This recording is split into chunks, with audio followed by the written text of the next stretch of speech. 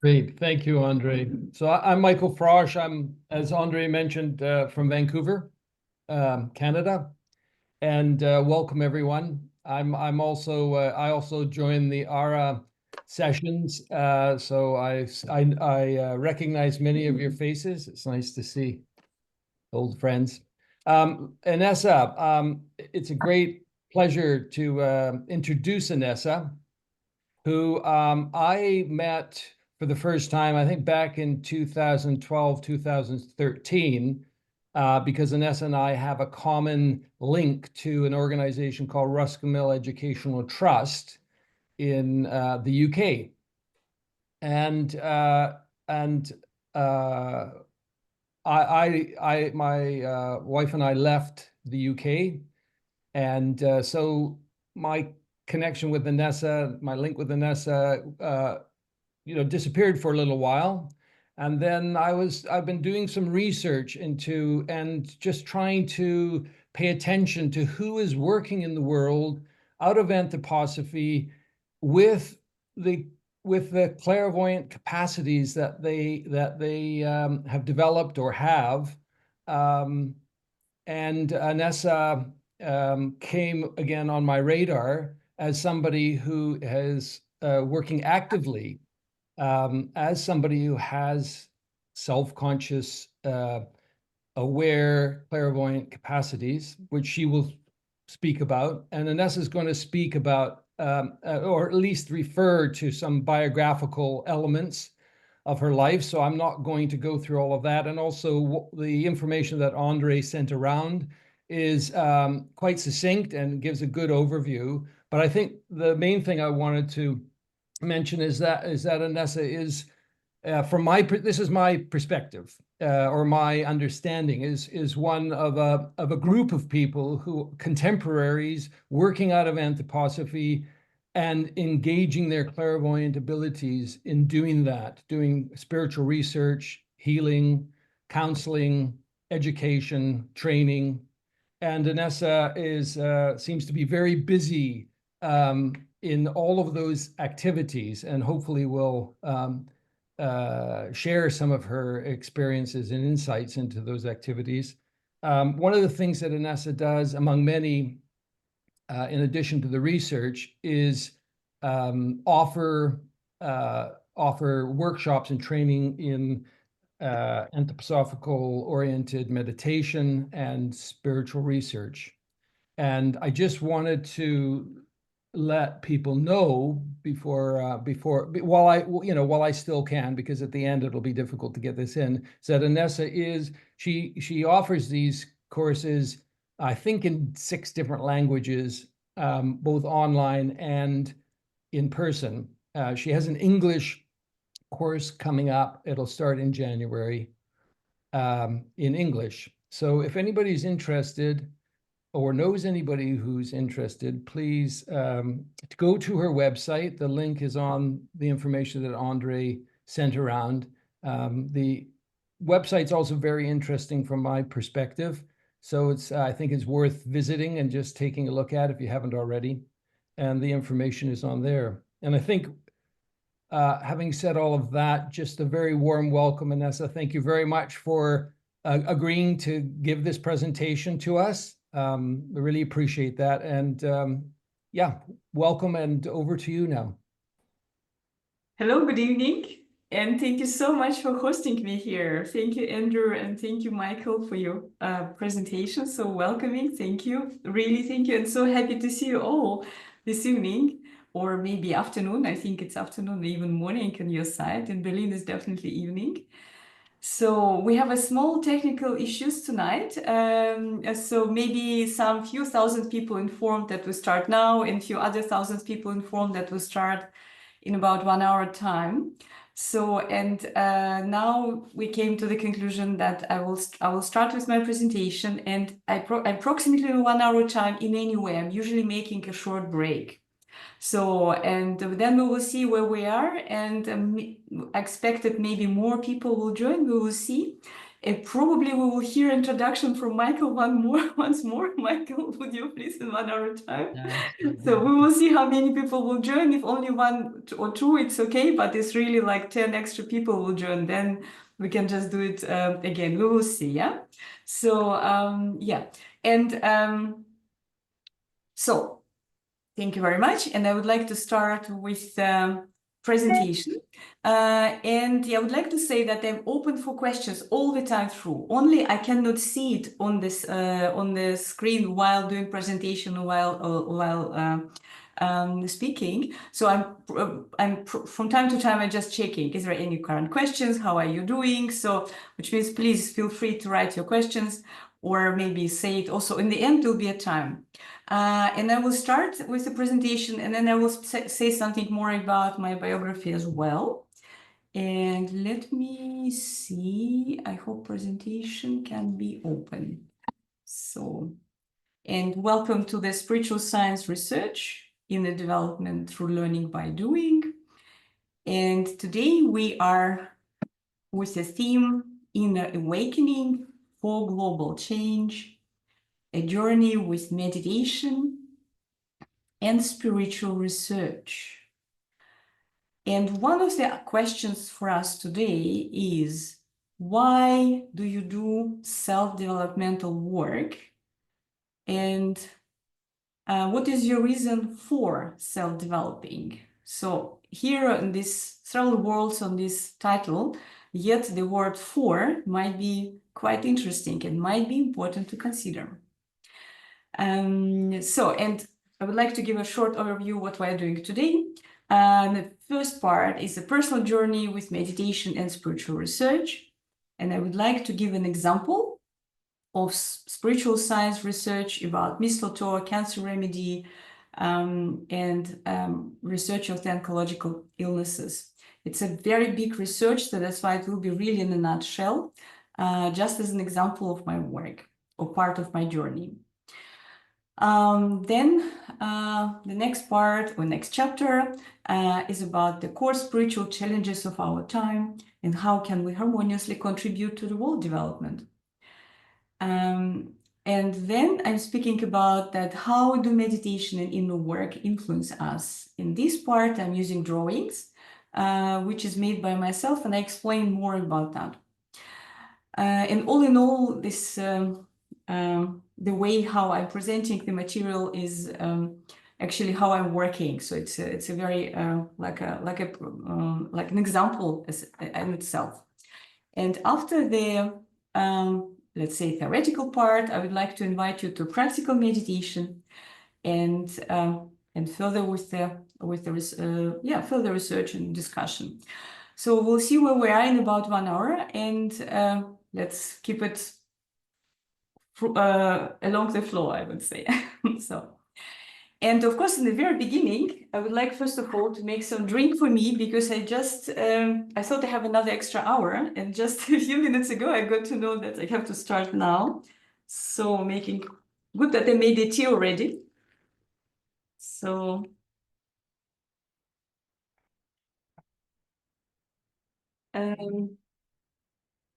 and of course, in the very beginning, my first question is actually, how do I understand anthroposophical spiritual science? I would like to start with this question. And here I propose the quotation from Steiner. I invited also some number of people who are not anthroposophists, so I might be a bit too basic if referring to some Steiner ideas. Maybe you all know that, so please forgive me if it is repetition for you, and for someone who don't know about that, information might be helpful. So in the end, down below of this, all of this quotations from Steiner, there state the number of GA, and J, it is Gesamtausgabe, which gives us the number, which is easily then refer to the same volume, and you can find the quotation if needed. Only I would like to say it's in German, and not all volumes are translated in English. So might be I'm using some of them which are not translated, but I don't think on that presentation, probably not. So, and that would be valid for all further slides as well. Yes, you're welcome to do screenshots or photos if you need for your personal use, for sure. So, spiritual science is a service to God. This anthroposophical movement in its totality and in all its details is a service to the divine beings, a service to God. We create the right mood for it when we see it in all its wholeness as a service to God.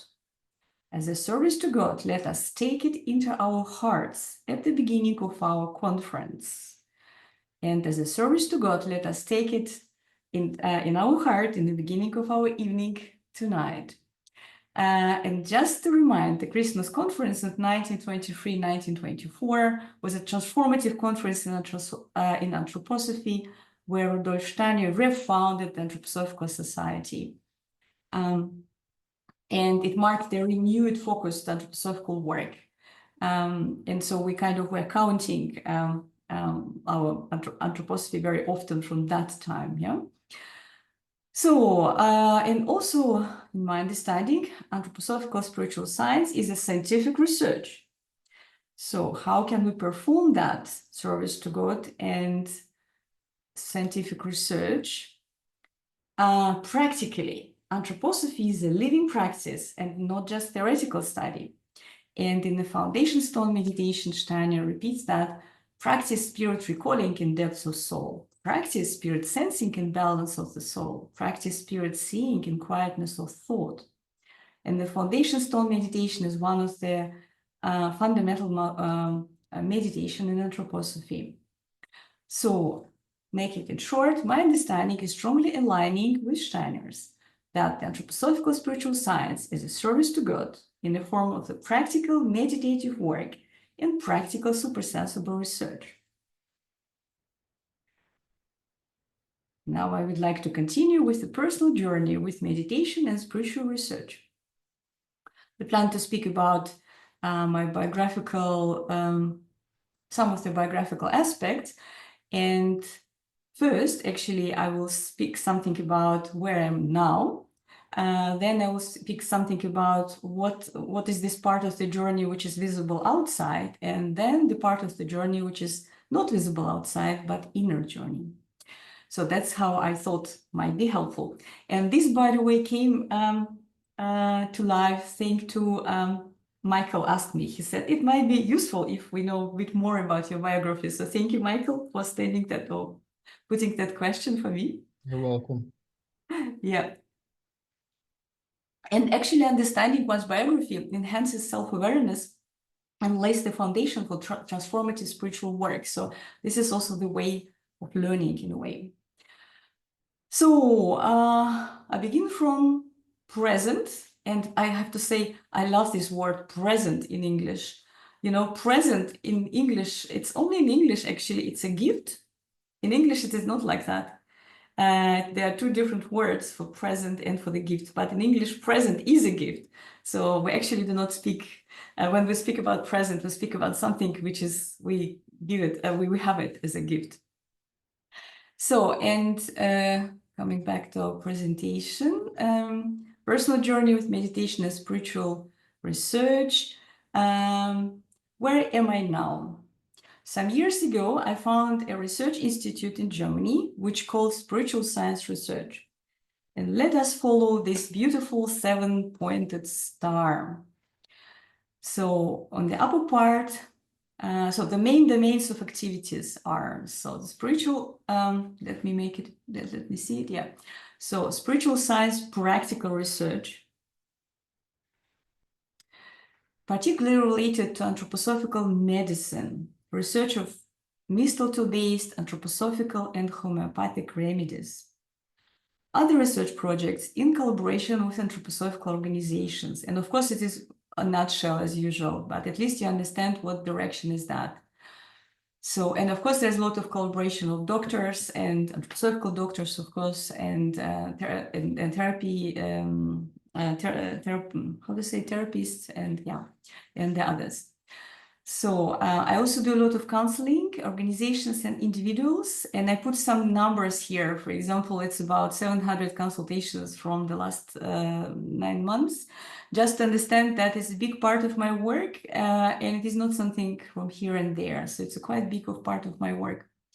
So also I'm a trustee for a Rudolf Steiner Research and Educational Trust dedicated to supporting individuals with special needs, which I started to work in 2013. Officially, I think it's 2015. So it's just for us to understand for how long it is already taking place, yeah? So I also do spiritual science research courses on anthroposophical meditation and supersensible perception.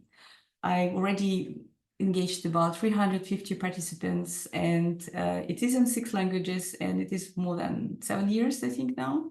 6, 7 years, yeah. I'm also, with the pandemic came, I found the Christological initiative, the Power of the Light of Christ, including the Gospel of John study. This is Christological initiative, which includes more than 520 participants, and we are in the 7 languages now.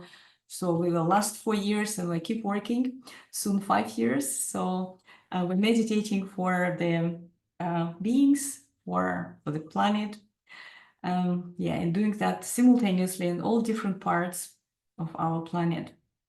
So there's also initiative Anthroposophical Meditation, Living Connections Conferences, and Goethe Meditation Initiative. There's just different names for the same activity since 2012, and I do organize conferences, and now we're writing a book about anthroposophical meditation. So it's a group work. We work as a team, and we keep working over these years. I'm also working with the young people, knowledge of the higher worlds in meditations and exercises, and International Youth Initiative. Over the years, we have more than 130 participants, but I tell you, sometimes only 10 are coming, or even maybe 5. So working with youth, it's a very special theme. So, but sometimes many people are coming. And these are meetings, of course, also in person and also online. So these are where I'm now, and I would like to share a couple of more steps of my journey historically, and these are visible steps of the journey.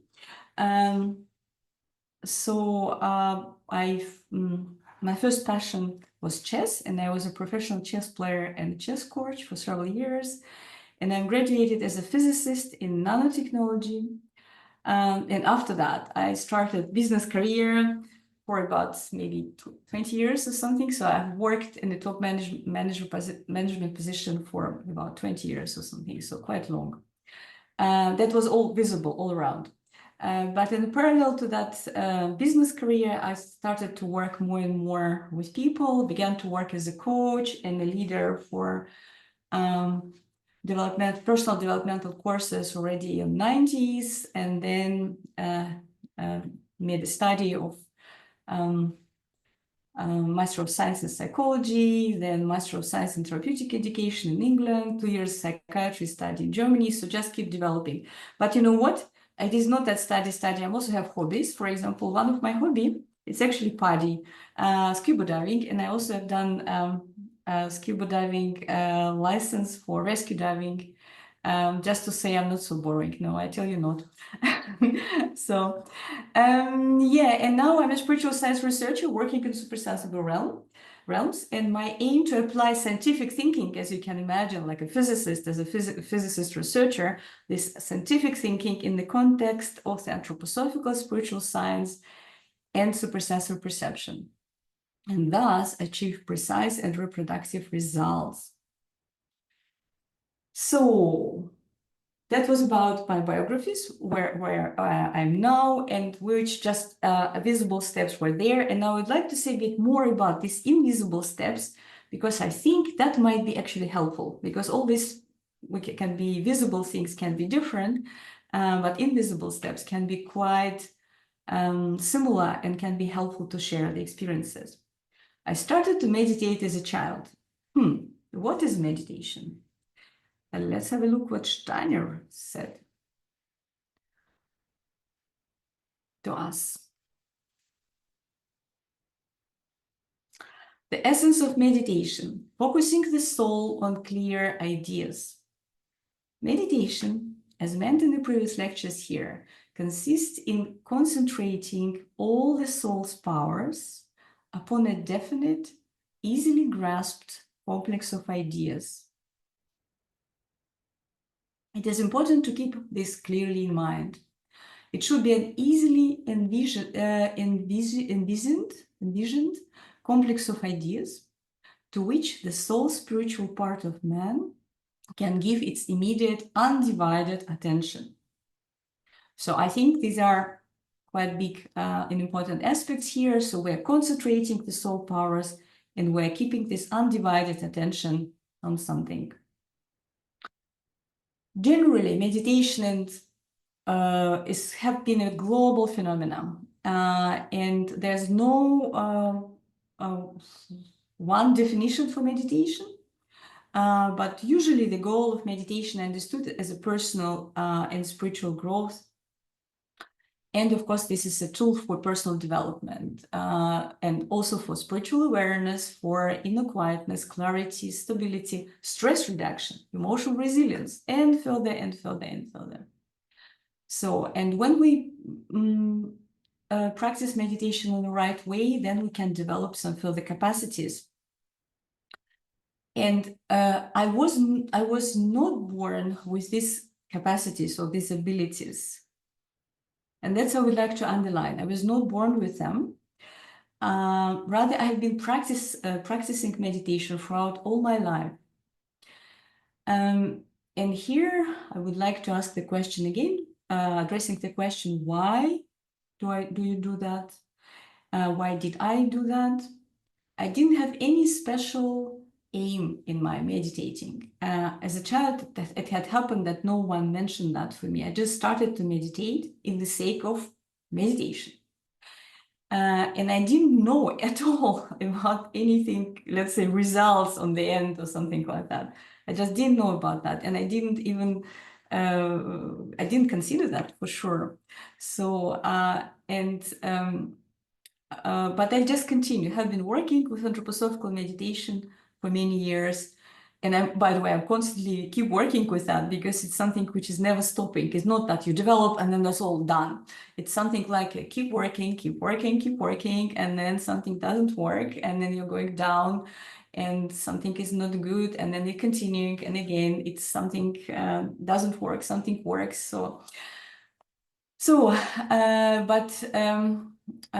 Just to say that the ability of supersensory perception was not something given to me, but developed. But it also means that each of us can do that.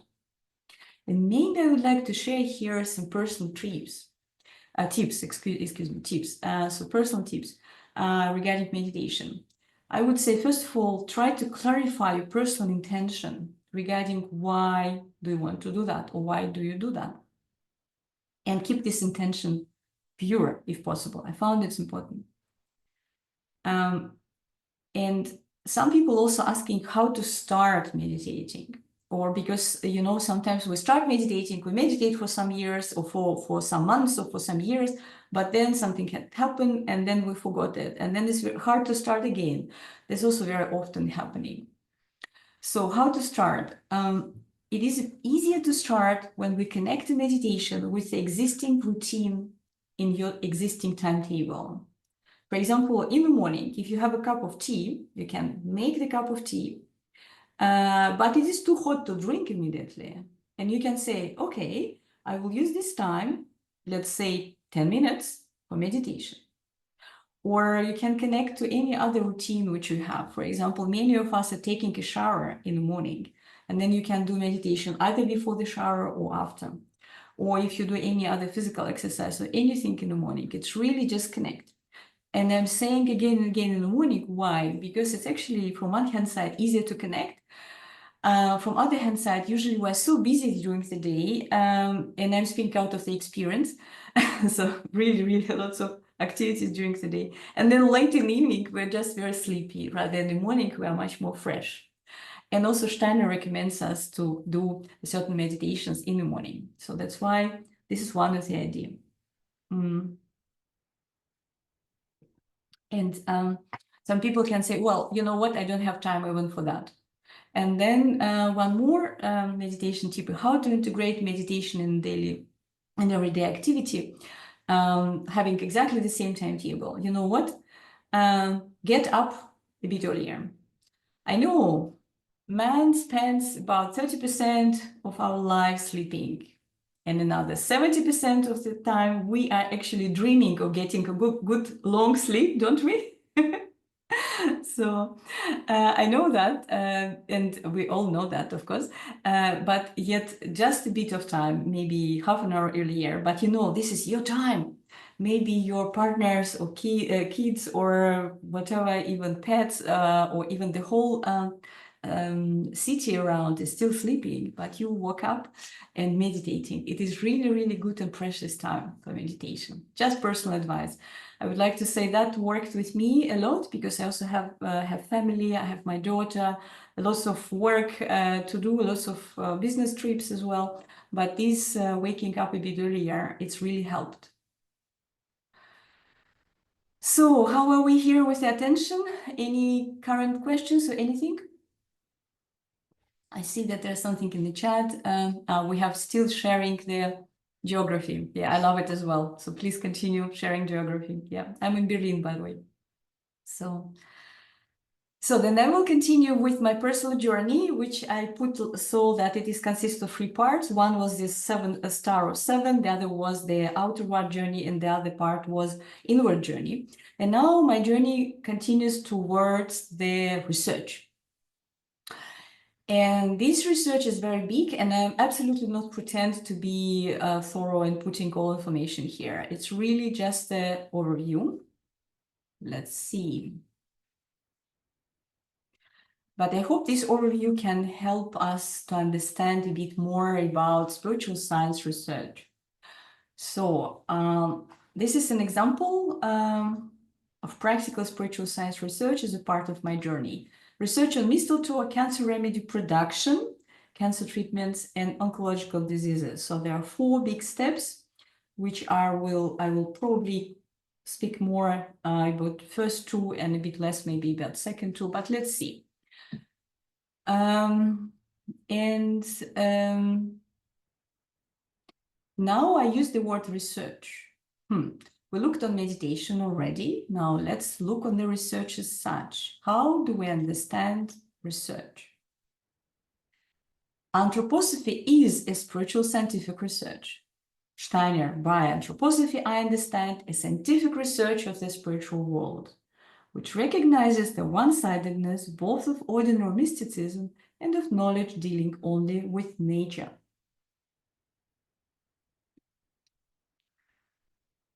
Spiritual science research represents a further advancement of personal meditative work, distinguishing itself by its systematic investigation. Sorry, something wrong? No, I think, can you see me? It's all good? Yeah. Spiritual science research, yeah, Andrew is good. Does it work, yeah? Yes, it works well.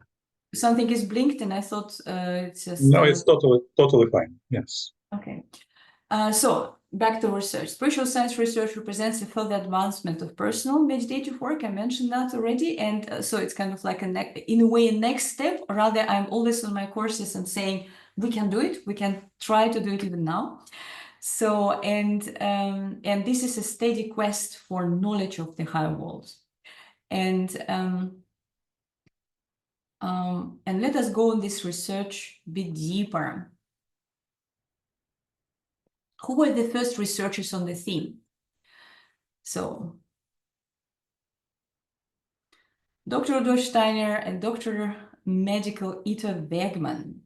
So I love, by the way, this photo. Usually her photos are a bit more when she's a bit more older. And this photo, she's younger and very fashionable on that time, in her time.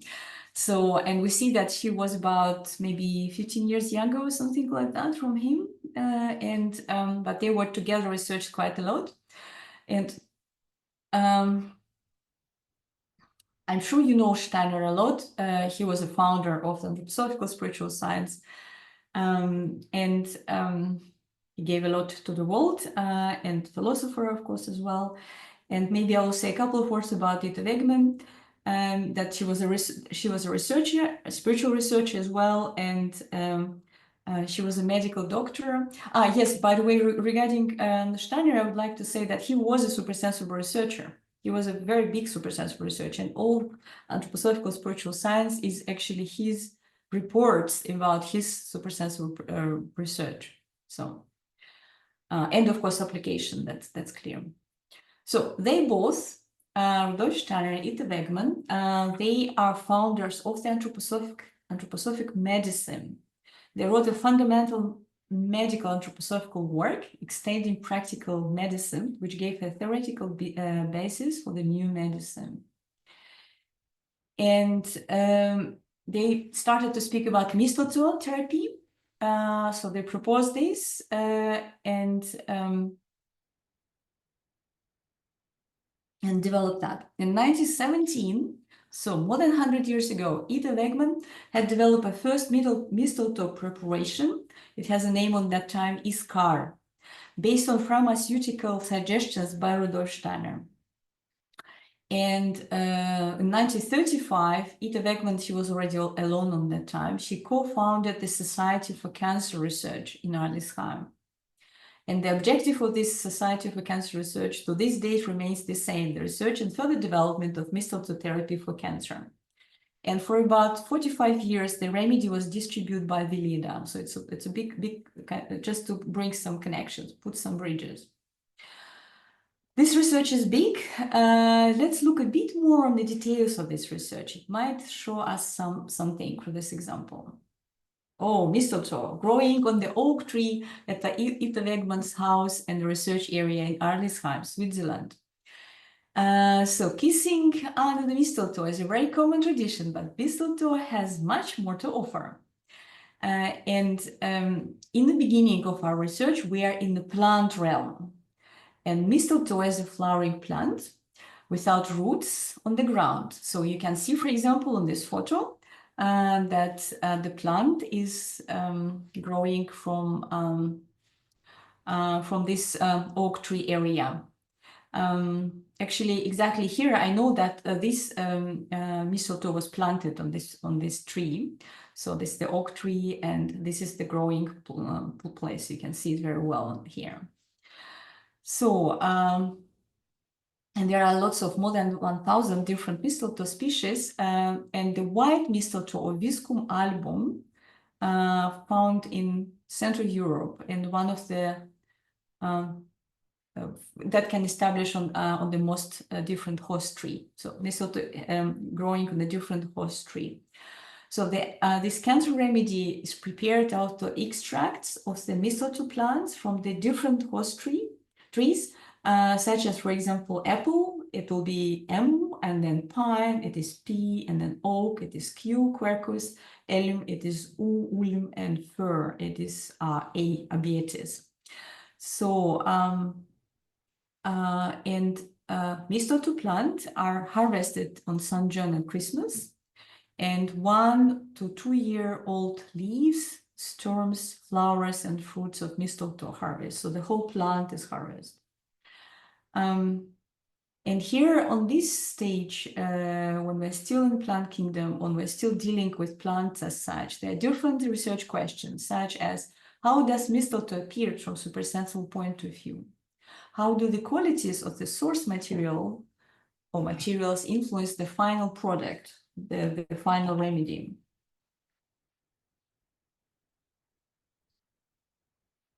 How to improve the qualities of those source materials, if possible, how to improve. For example, through process of working with them. For example, there's one of the very often question, shall we work with the machinery, or shall we use more of the handworks or manual works? So, and this is one of the question, because of course with machines it's cheaper, but with the hands it's more complicated. So what it is? What is the difference? Yeah. So, and of course many other questions. And the first, it is plant realm. Then we are going There's a lot of here. I wanted to make a bit of movements on the slides, but just with these photos of the slides. But it didn't manage for this last hour, sorry. And research and the entire production process by the Rudolf Steiner recipe of the cancer remedy takes place at the research center at Arlesheim. And I will explain in a minute what do we see here. But just to say, the production process starts with the powers of the with the rising sun. It sounds beautiful, it sounds important, but what it means for the researchers, it means in the middle of the night, the group of the researchers gathered together in the production area. So it's all very different. It's not the plant realm anymore. We are sitting in between different machinery here. And in the beginning, we have juices. There are two types of juices. In summer, winter juice, and they are also presented here on this photo. And then there will be two different gestures. There will be vertical gesture and horizontal gesture, and I will explain that in a minute. So, and the machine for blending of mistletoe preparation designed according to Rudolf Steiner explanations and perceptions. And the first machine started in 28,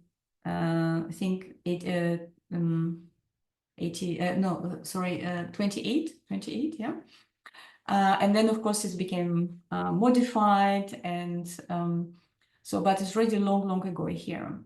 And twice a year, in Easter and Michaelmas, they are doing mixing process. And mixing is a very complex process, and these are, as I said, there are two movements, vertical and horizontal. So, and the juices must be mixed on a very high speed, really enormous speed. And the winter mistletoe extract, probably I will do it like that, yeah, maybe it will be better. So the winter mistletoe extract flows into the center of the titanium disc and is spread horizontally outwards from there. So winter is more horizontal. The summer mistletoe extract like drops, it's like a drops vertically, and there was 12 different like tubes. There are 12 tubes. So the down below there's a disc. It's about probably 1 meter titanium, and on the periphery of this disc there are 12 pipes, I don't know, pipes probably, and they are dripping. So so the summer extract drips vertically from the height of about 1 meter to the edge of the disc, and then they are mixing. So which means the juices are mixing on this edge of the disc. Now the bit of the data. So they are the rotating of the disc. The disc rotated with 10,000 rotating per minute. So which means the edge of the disc has a speed approximately 1,900 kilometers per hour. How do you drive your car? You drive your car with miles probably, but I hope you can a bit catch that it is really enormous speed, 1,900 kilometers per hour. And this speed is far above the speed of sound in air. So it's really enormous speed. Why do we need such a high speed?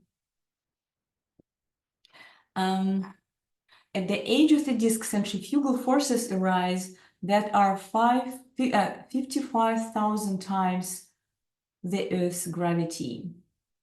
What it means? 1 kilogram would therefore weigh 55 tons on the edge of the disc. So it is, if you would ask me, it's something like a gravitational portal. It's really like, wow, such a strong powers there. And then these strong processes were able to create a new, the substance with the new qualities. So we are not changing it chemically. That's important to underline here, because chemically it is the same juice, the same mistletoe juice.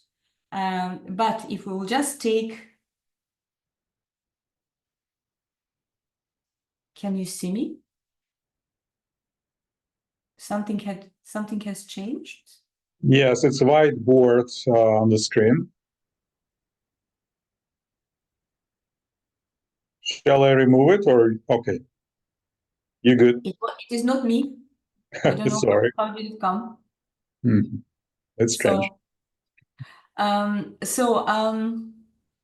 just would like to underline back to this mistletoe research is that we're able to, through the special process, we're able to create a substance with a special qualities, but not changing the chemical substance. Yeah. So let's take it like that.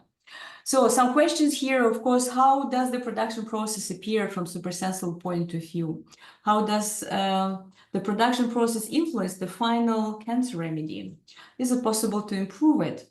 And many other questions here. And I tell you, that's really remarkable when you look supersensibly on this edge of the disc, what is happening when there's one juice and another juice when they meet each other. It's like a small, it's like a, how to say, like a mini supernova, like, but it is happening constantly. But because the drops really drops, they're dropping from vertical, they're dropping. That's why it's not a constant. It's kind of it's a process of a lot of small supernovas, which are in a very big, like a massive vortex all around. But there's lots of different layers. So I'm happy to explain that more in detail, but it's really too detailed. So, and now I would like to do one more step, because this research is continued. It's not only that which we just discussed, it's not only production, but we actually continue. And then we have remedies, cancer remedies and oncological diseases, further research. So now we are in the realm of the remedies, the illnesses, and humans. And it is all different realm. We still continue the same research, I tell you, but it is all very different. And the mistletoe-based cancer remedy was officially approved in Switzerland in 1926. So it exists for about 100 years, a bit less. But it is still continue as possible to research further. Maybe say a couple of words about anthroposophic mistletoe therapy, which provides oncological patients with the stimulation of formative and integrative forces to dissolve malignant tumor diseases, benign tumor diseases, to prevent for prevention before surgery, or to prevention after surgery, prevention further recurrence or something. So, of course, a lot can be said on this area. Maybe make it short, saying, in that research which I'm doing, we have 12 different types of cancer remedy. And questions, how do all of them appear from supersensible point of view on all different layers, you know, etherical, astral, low spiritual, high spiritual, and yeah, so I'm working with about up to 24 different layers. How do they appear? Is there any difference in between them? How does cancer remedy influence people with cancer? How to improve it? What type of cancer remedy out of 12 are fitting best to one or another type of person or a cancer? And maybe I will share some research results here, that the selection of the type of the cancer remedy should be taken depends on the constitution of the patient, and secondarily out of the type of the cancer. This is one of the my research results, which is now quite more considered, yeah, because earlier that was more in the connection with the cancer rather with the person, but now we say that it depends a lot of the constitution of the person. Different questions here. How do cancer remedy influence humans? For example, the heart become bright. This change also spiritual illumination of the life of the people. People can come to new ideas, and that's something which can change the whole life. And regarding oncological diseases, it's another research, which is now in the direction of the illnesses. So how do oncological diseases appear from supersensual point of view? Now we speak how the illness itself appeared, or illnesses, because they're also different. The cancer, or might be some different type of illnesses. How does cancer tumor appear from supersensual point of view? So all these different questions which were never asked before, or what beings behind of the illnesses, or on which level, what reasons for these illnesses. And some of the research results here I would like to share. This is in the connection of our heart. So our heart can be shadowed, and we kind of we protect our heart, and this shadowing of the heart can also be understood as one of the reasons in the connection with the illnesses. So out of biographical reasons, there are issues with love, self-love, love to the others, love to the world. So which means what needed here, it's a cleansing biographical work. So, and further on. So why do I explaining you all this? First of all, to explain, and I hope you learned something regarding the content of the research itself. And understand that when it sounds so simple research in the beginning, then we understand that there's actually research in the plant world of the mistletoe plant. Then we have a production process, which is another story, very different. Then we have cancer treatment, when we have different remedies, and then diseases and people. So it's all one research, consists of all so many different themes. So what we learn more out of that, understanding we're able to create new qualities in the substances via special production process, but not via chemical process.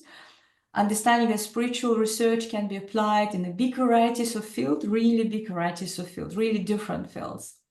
And also that for the research, a preparation is needed. And sometimes a preparation is even bigger than the research itself.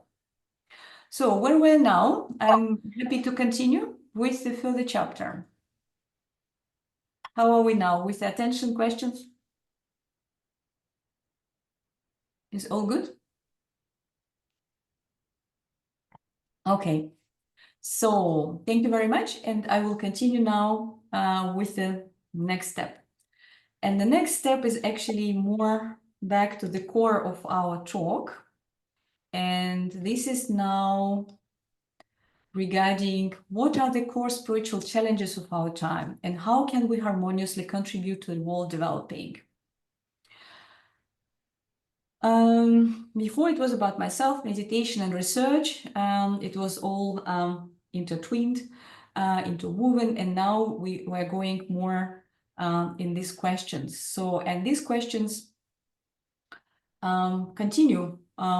What is the for what is the personal inner awakening? How do is it only for personal use? Let's say. In my opinion, we meditate for bigger good, for positive developing of the world. And I would like to underline the importance of individual spiritual development as a means of contributing positively to the world challenges. So, but then we need to understand where are we now in the bigger scale.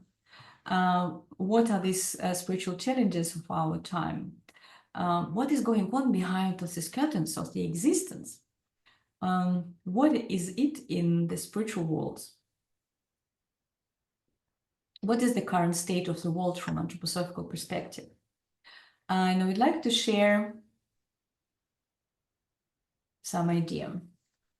Beyond the threshold, witnessing the spiritual war behind existence. When in our age, a man comes to supersensible perception, when he crosses the threshold, his gaze penetrates this world and he sees battle, conflict, spiritual war. There's the fight, there's the war behind the scenes of the existence in the spiritual.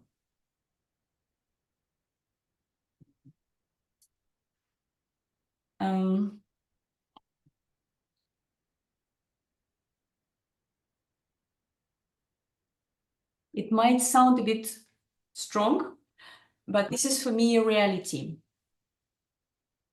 We can forget about that, we can ignore that, but there's no chance to be out of that.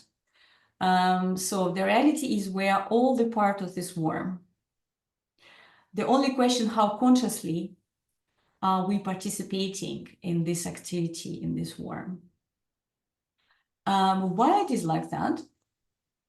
You know, for me, in a certain sense, all catastrophes, all wars and the battles which we see all around in the physical world, they're only a reflections from the main battle that goes in our most inner self, in the human heart, and for the human heart and the soul.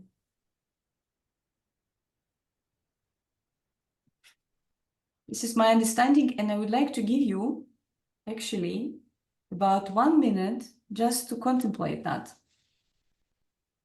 in silence, if you don't mind, and then we will continue.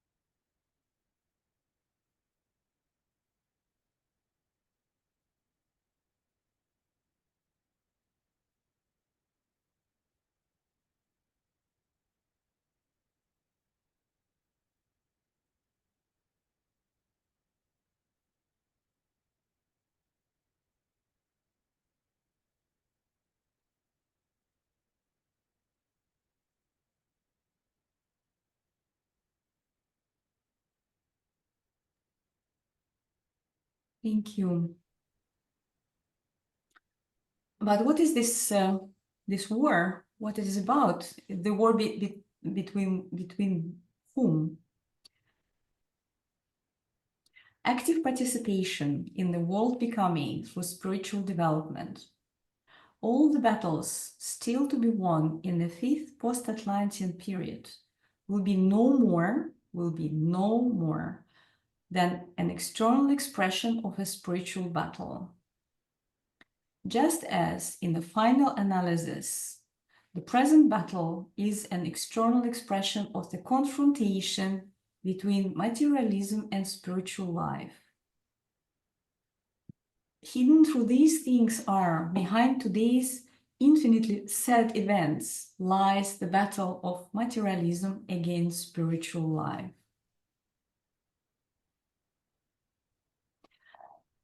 So as soon as we are working practically on ourselves via meditation and cleansing biographical work, cleansing problems in our biography, for these processes, we are fighting for our freedom. So meditation is a fight for your freedom, for yourself, for your soul, for the world. So in my understanding, there's a big need for meditation in order to contribute meaningfully for the world transformation. And I would like to invite you, if you like, to take another minute for silence contemplation of this idea.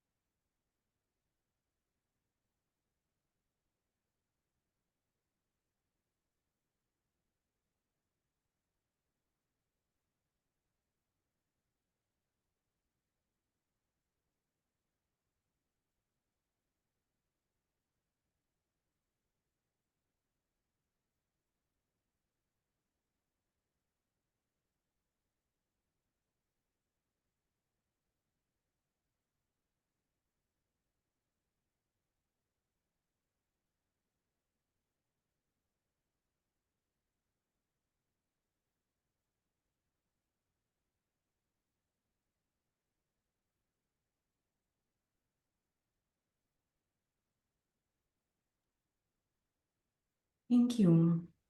So we can do next step. And we see here that Steiner connects that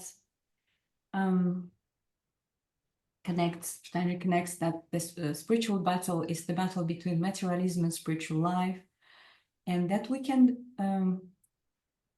participate in that for our spiritual development. And what is the connection with that?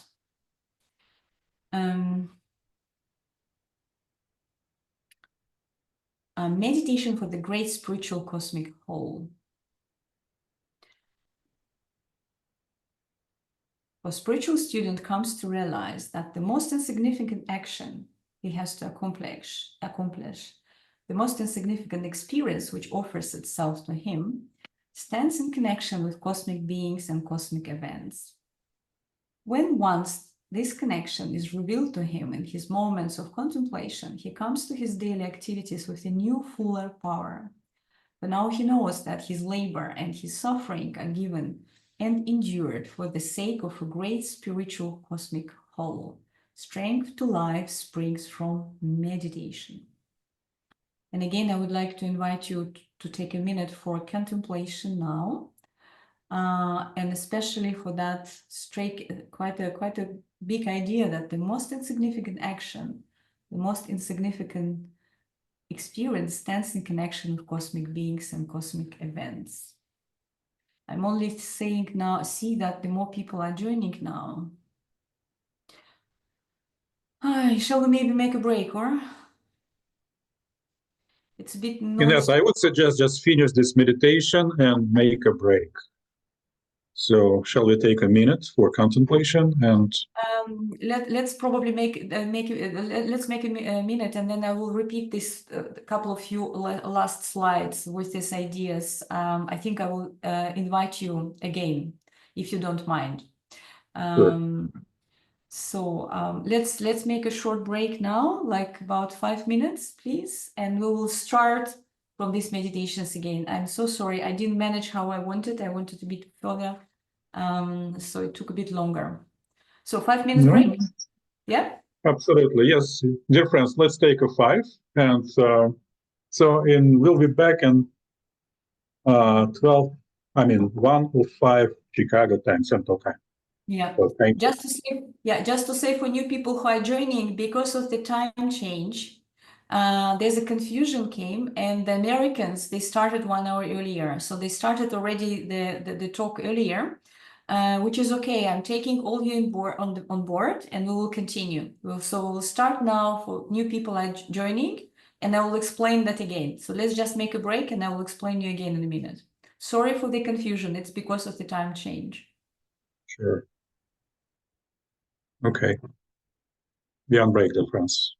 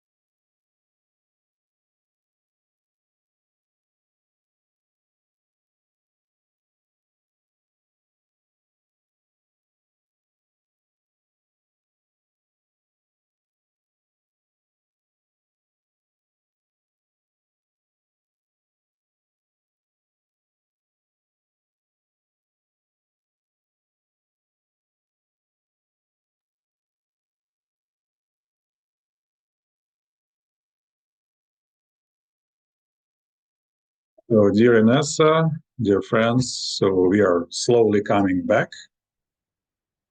It's 1:05 Central Time. Yes.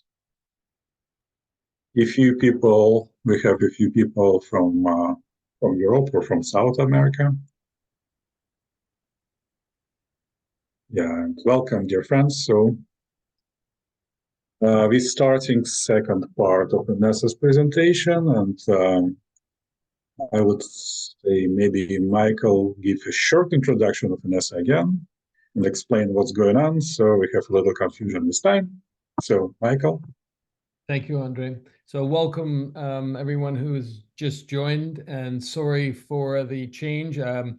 Andre asked Inessa and I to meet a half hour earlier prior to the start of the session, and that was a very good idea because we realized suddenly that Europe and England have done the time change and North America haven't. And people from other places are, I'm sure, on completely different time change, or chimes. So in thinking about it, we decided, and Inessa agreed, just to actually do two presentations. So I guess for those, Inessa, I'm not sure how much you're going to do now that's going to be different from earlier, but I guess just to say to people who joined for the first part, at the point where it's a repetition, please feel free to unjoin if you want to, or participate again if obviously if you'd like to, whatever works for you. But some of you may have already made plans. So I'm really sorry about that element of it, but also just grateful that Inessa is able to share her presentation with us. So just briefly, I think many of you will already know Inessa, especially the people who have just joined because you're on her mailing list. But briefly, just to say welcome again, Inessa. Thank you very much for agreeing to do this presentation. And Inessa and I have a connection from over a decade ago. We have a common organization that we were involved in called Ruscomil Educational Trust in the UK.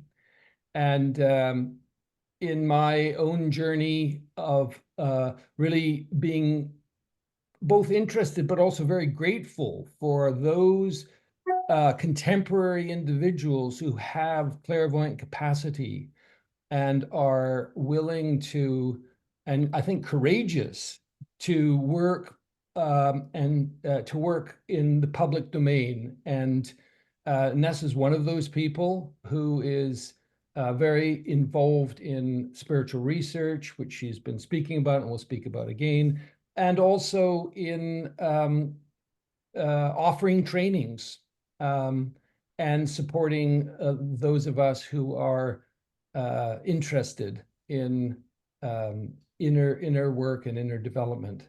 So Inessa, thank you very much, and over to you. Thank you very much, Michael. That's a really nice of you.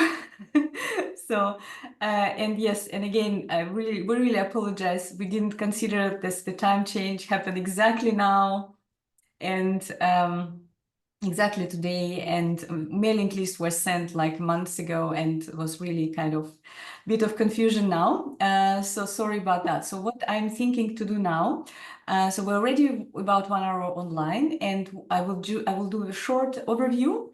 And then I will start with this last section, which would be probably about a couple of slides will be repeated. Yeah. So, and we are in the talk Inner Awakening for Global Change, and we started with my understanding of anthroposophy, and that it was because I was explicitly asked to focus about my biography. I gave some ideas regarding my current situation, and then about the visible part of my journey and invisible part of my journey. And I interwoven that with ideas of the meditation and the research.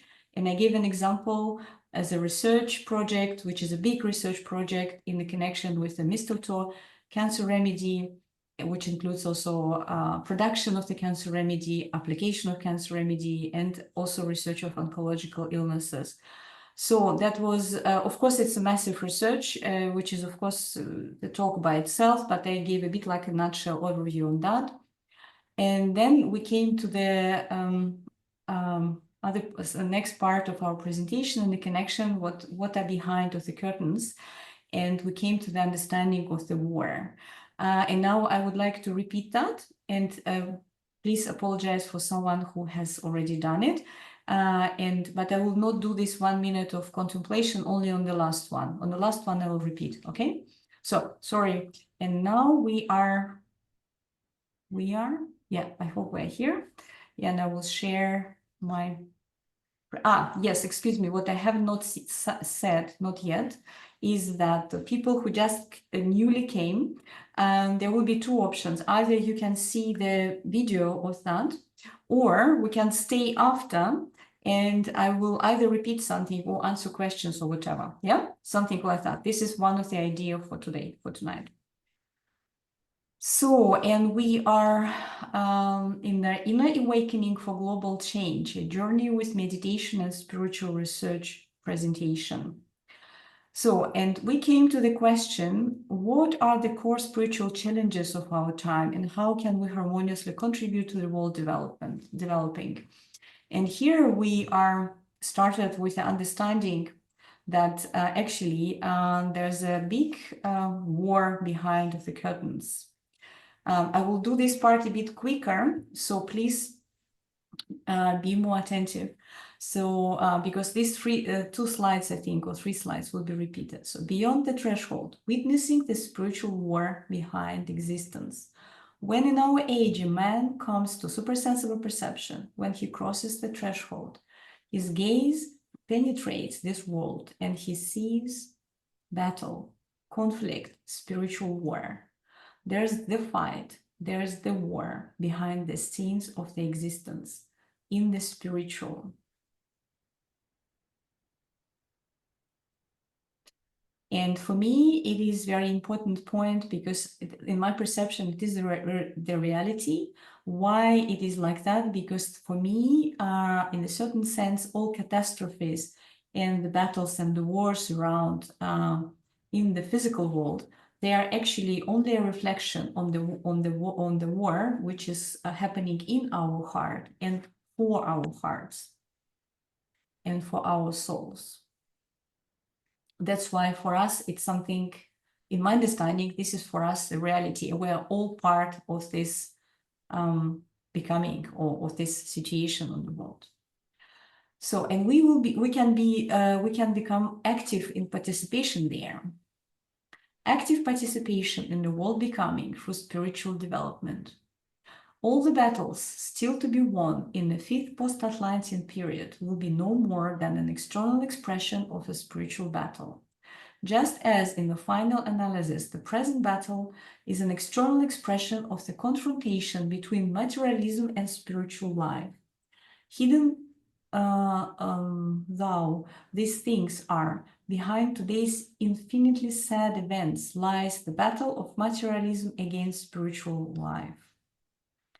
So, and here we can understand that as more we are contributing towards the spiritual life, as more we are on the side of fighting for the world, for the freedom, and it is not something which you do let's say, subjectively somewhere inside of your flat, maybe it maybe not feel connected with the whole world. Actually, we are all very strongly interconnected, and even a tiny, looks like a tiny effort which we are doing in everyday meditation, it's a big part in the whole world situation.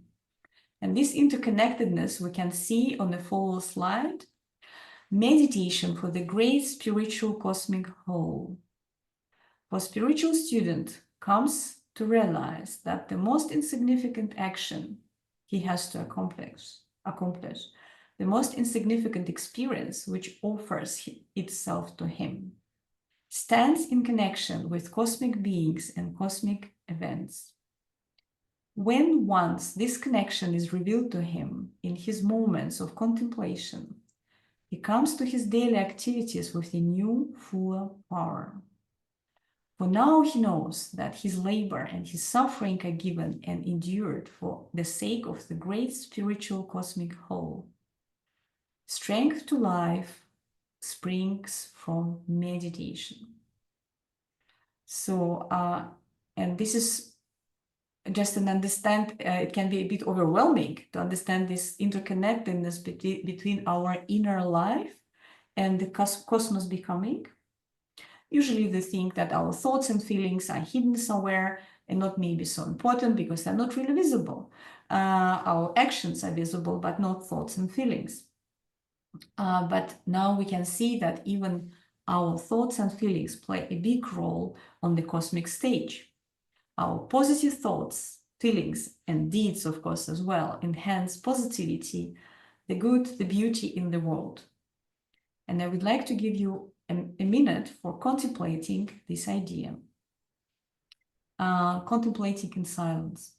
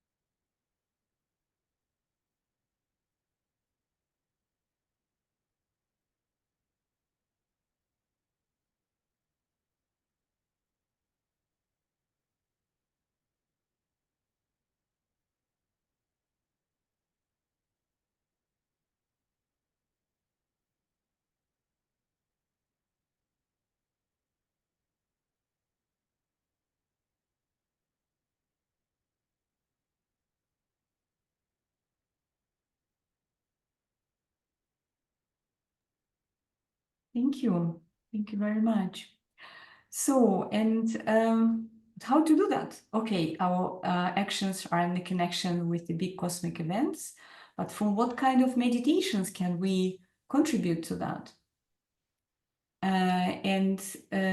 We see that genuine world improvement through 5 exercises. One tries to systematically do all 5 exercises over and over again. Excuse me. Oh, excuse me, it doesn't work. Sorry, I have to stop for a moment. Let me. Okay, sorry, something technical. I'm coming back. Yeah. One tries to systematically do all 5 exercises over and over again in a regular alternation. A mood reconciling all experiences takes possession of the soul. A mood that is by no means one of indifference, but on the contrary, enables one for the first time, to work in the world for its genuine progress and improvement. Steiner speaks here about 5 exercises as the only option for the first time start to work and support the genuine world improvement. So how to learn them. And just to say, I'm sure you know these exercises. Steiner speaks about them in some places as about 5 exercises, then 6, and then even 7. So, and just to say that it is in my spiritual science research course, I'm researching and performing these exercises, exactly them. These are fundamental exercises for anthroposophy, not only for anthroposophy, for spiritual development, I will say. Yeah. And just to say, if you have meditated these exercises for last 10 or 20 or 30 years, I do have such participants in my course, I tell you, the course proposes something new because we are actually researching the exercises. So this research aspect is, of course, quite unique for the course. I will speak about that a bit later. Okay, so, and the next chapter. Sorry, someone wanted to make a photo, isn't it? I'm not sure I'll manage back. Did you manage, Lean's? It works now. Okay, we're waiting for you. Go ahead, and I will make a tea for me. Yeah, I will just fill it. Yeah. So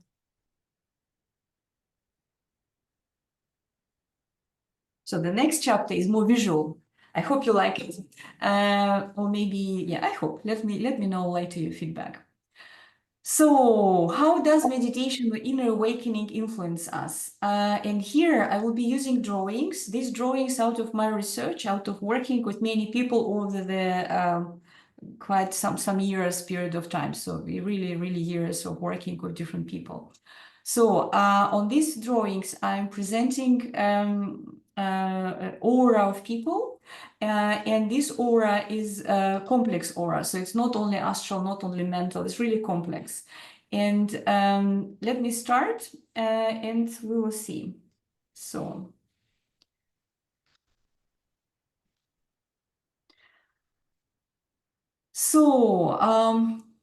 the usual condition of modern man. What do we see here? So first of all, we see that physical body, which is a gray line here. And then we have this dotted line around, which is meant to be our aura. Let's put it generally. I'm generalizing now. It's not very specific. So I mean here and our astral body and our mental body. So all different soul powers. So it's a bit mixed at the moment. So, and here we see different phenomena. And I would like to explain it a bit more. What did I mean by that? Or what do I mean by that?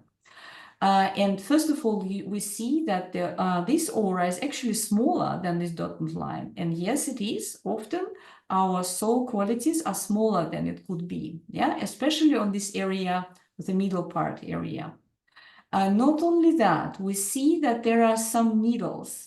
And please do imagine this image, not two-dimensional, but three-dimensional, because our soul actually goes also in front and also in the back.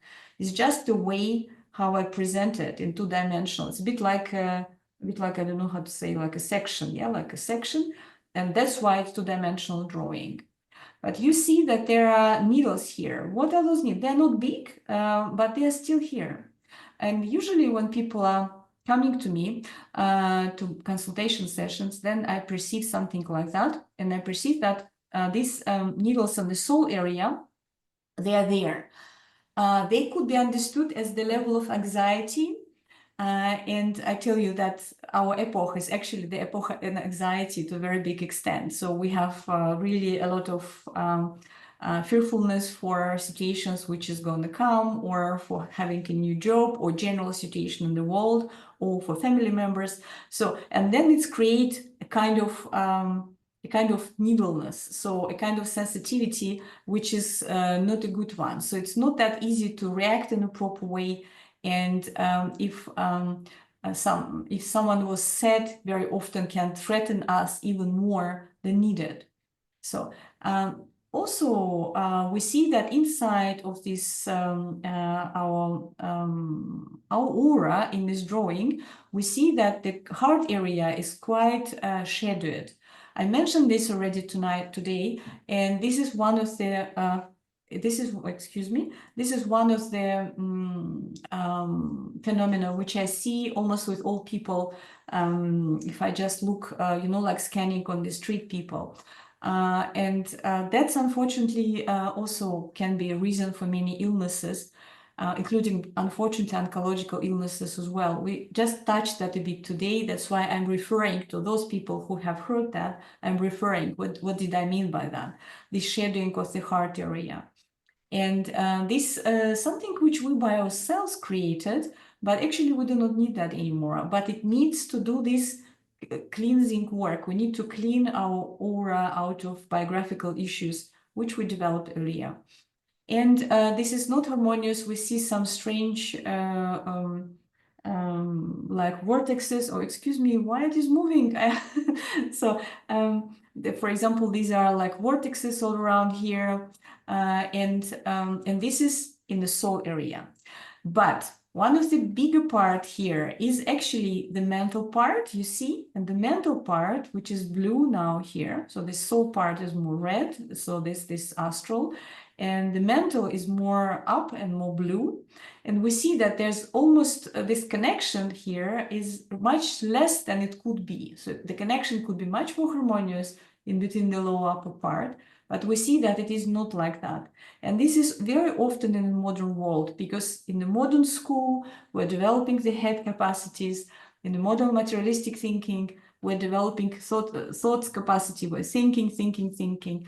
And this thinking is becoming stronger, it's becoming bigger, and then it's becoming like almost separated from our soul.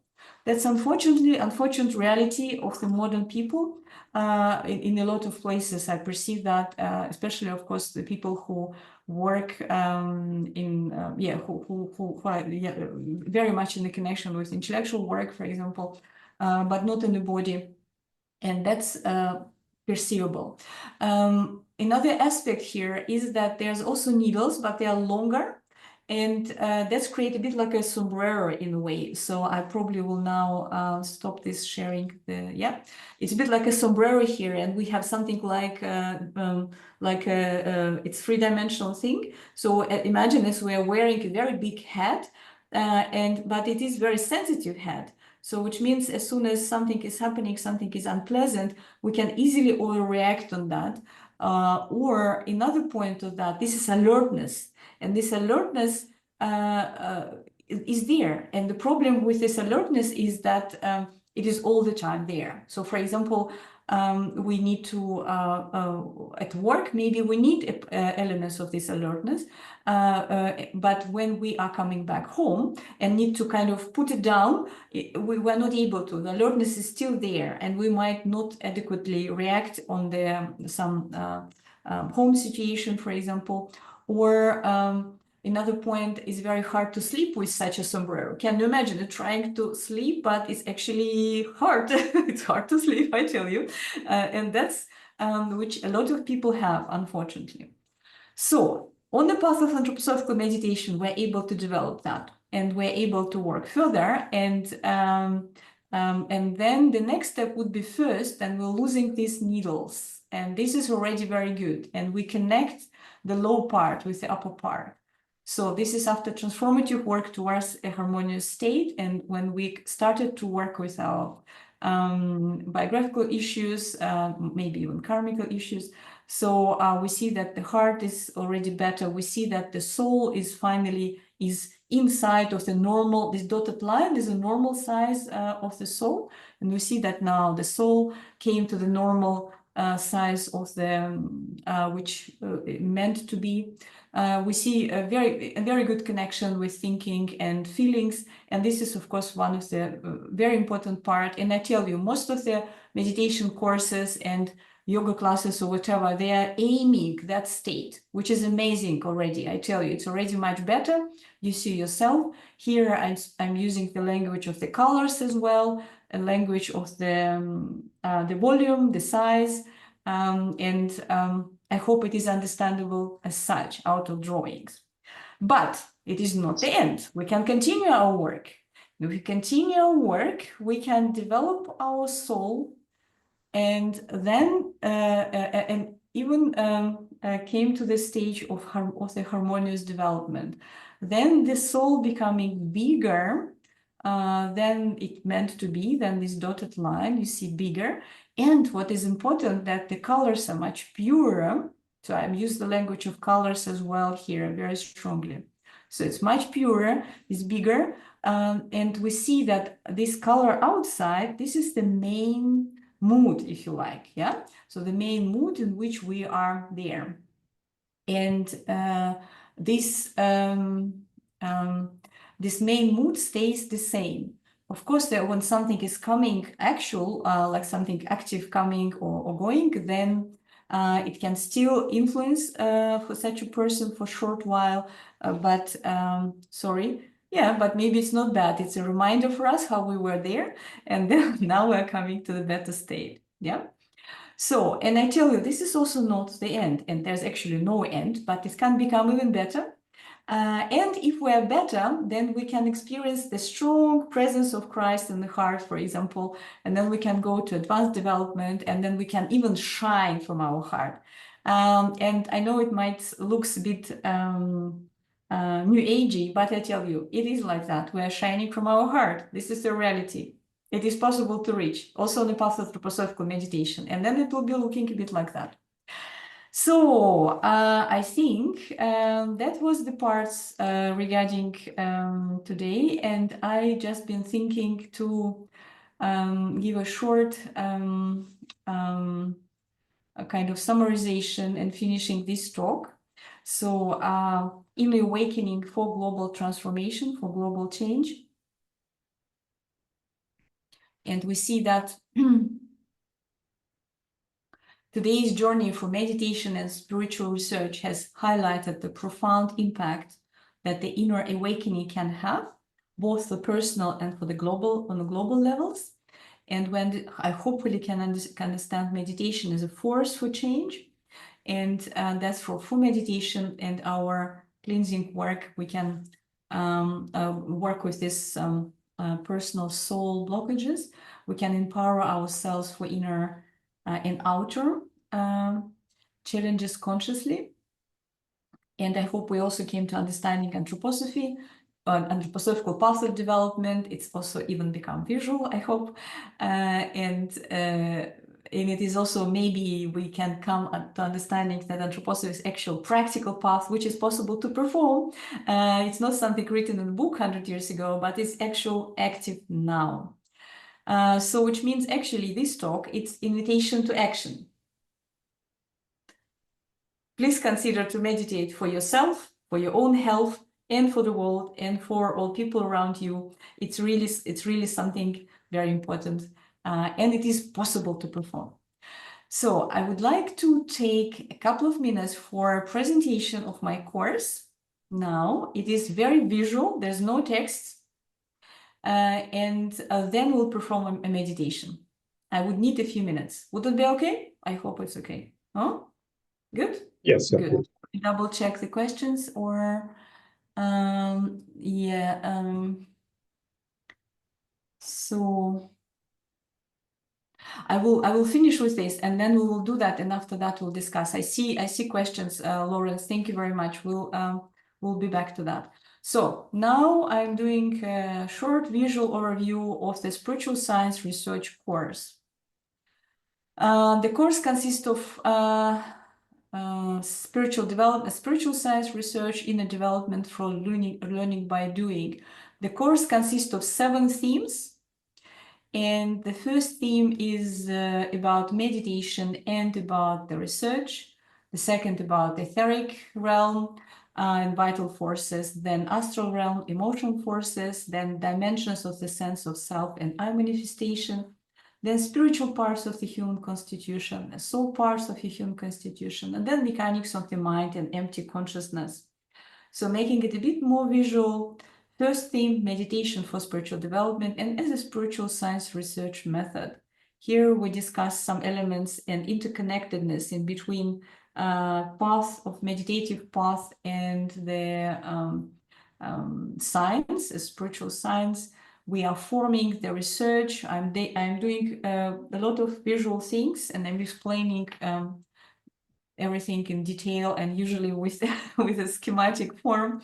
So, and we're looking what it is meditation, what it is research, more in detail. We understand that we can work in the research in the spiritual laboratory, and understanding what it is, a spiritual laboratory on the humanity. And the theme number 2. The theme number 2 is the etheric realm of vital forces in human beings and in nature. Here we're addressing the etheric realm, different kinds of etheric. There are 4 etheric, namely. Looking at them, we are also exercising them. We're making exercises in order to distinguish these 4 different etherics. Looking on the developing or changing of the etheric with the age, changing of the etheric with problems, illnesses, and this is, by the way, the etheric heraldic tree. So how can we deal with that, and what do we get out of that? So problems and developing of the etheric. The astral realm, emotional forces. I think we have different images here. Oh, sorry, they this doesn't work technically so well with this one. And again, problems and problems with astrality. How do they look like? How does the astral body appear from supersensual point of view? Which are problems are here, and what are the solutions? Dimensions of the sense of self and its relation to hypersensitivity. Sorry, unfortunately, it doesn't work so well here either. So I probably,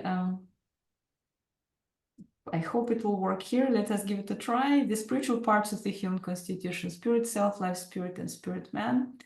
And here I'm addressing the question of the constitutional levels.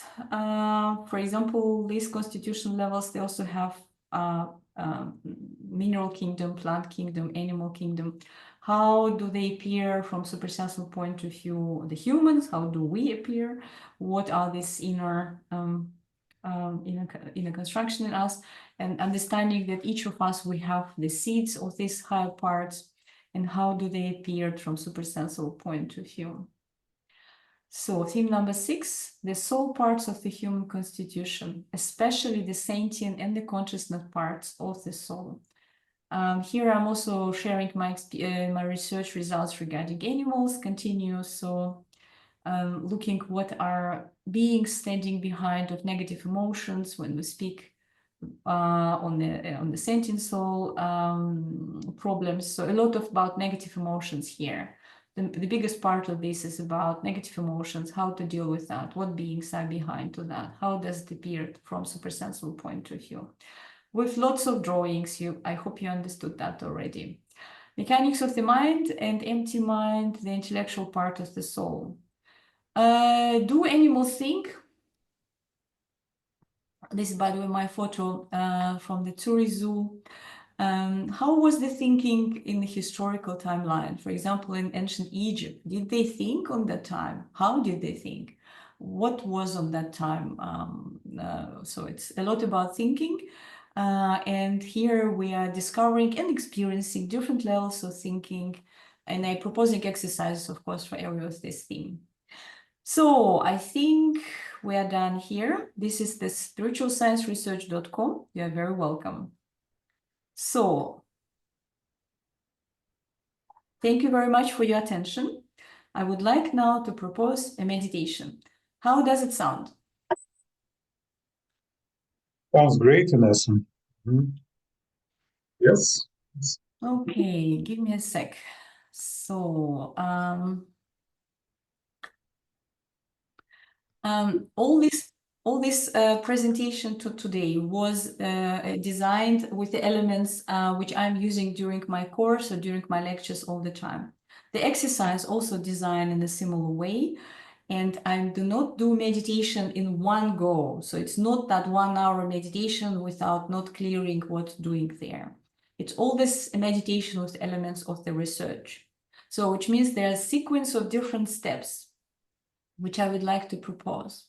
And this sequence of different steps, which I meant to make it with the slides, but I think I haven't done it, sorry. So they are not so complex, that's why I will be able to explain you. So it is not guided meditation. Why? Because guided meditation, people are telling to you what to do, what to perceive. Your will is sleeping. This is your absolutely active will exercises. So you are doing activity. What I'm doing, I'm only proposing the steps. If you would like to join, you're very welcome to join. The content of the meditation is from Steiner. So I'm only proposing. Why? Because after that, I would like to invite you for maybe about 10 minutes sharing in the groups. Would it be thinkable, Andrew? Yeah, I think so. Okay, so please, technical questions. So I will repeat it now shortly again. Think if you have technical questions. That will be a sequence consist of namely 7 parts, 7 steps, with a slightly research element on that. And I would like to invite you to do that all in silence. So we will not discuss it in between. After that, we will not discuss it either. We will go in small groups in which we can discuss in between us. And after that, we can discuss all together. Technical questions. Go ahead if needed. And if it is all clear. Dear friends, do you know how to raise your electronic hand? Let me just navigate you. It's if you go on reaction in the bottom of your screen, yeah, click on it, and then big button, raise hand. So if you'd like to ask question, so please do so. And there's a question from Jennifer regarding a practical thing about the course. So I do my courses in person and online, and in person, for example, in Beleda, in England, in Ilkeston, you need to look all the dates on the website, of course. I do my course in Sintra, Portugal, if you are considering to travel there, in Sofia, Bulgaria, in different places. So, and also in Germany, but I think what is probably doable, it's online course. The online course starts on the 4th of January. It is 7 themes, 7 weekends. So one weekend is one theme. I do it, there are 2 blocks, so Saturday and Sunday. And that will be that one block on Saturday will be a talk, and then it will be a practical session. And then another day on Sunday there will be 2 practical sessions. So which means it is very practical. Lots of questions, I tell you, and often I'm really a lot of doctors, because it is really a lot of with medical, a lot of therapists or medical people, they have interest, but also I do it with the teachers. Often people are coming like teachers or kindergarten teachers, Waldorf teachers, but can be just different people. It's actually open for all public. It's just open. I'm not focusing on that. So, and another question, when? So where, how long? There are 7 weekends in between Christmas and Easter. The dates are online, I can tell you now, and I also do it in person, as I said, as well. So you're very welcome to participate. I think in Beleda course would be in March, I think. If needed, can say more in detail, but I think better have a look, it's easier. Oh, thank you very much, Emma. So, Jennifer, I will be record my talks, but I'm not recording the workshops, because then people are just keeping silence, which is not good. Yeah. So, and I also would like, I will ask also Andrew not to record the meditation now, because people are not. I experienced that over the years. People just do not like it at all, and yeah. So we probably will stop recording now, if possible. So, and please, questions, technical, or shall we start? Okay, so I'm putting recording on pause. I'm pausing, and so we can start. Sharings, I would really appreciate sharing. So I think it will be interesting to all of us. So, dear friends, do you know how to raise your electronic hand? So again, it's in the bottom of your screen, reactions, click on it. So, and yeah, I see Leon. Leon, please go ahead.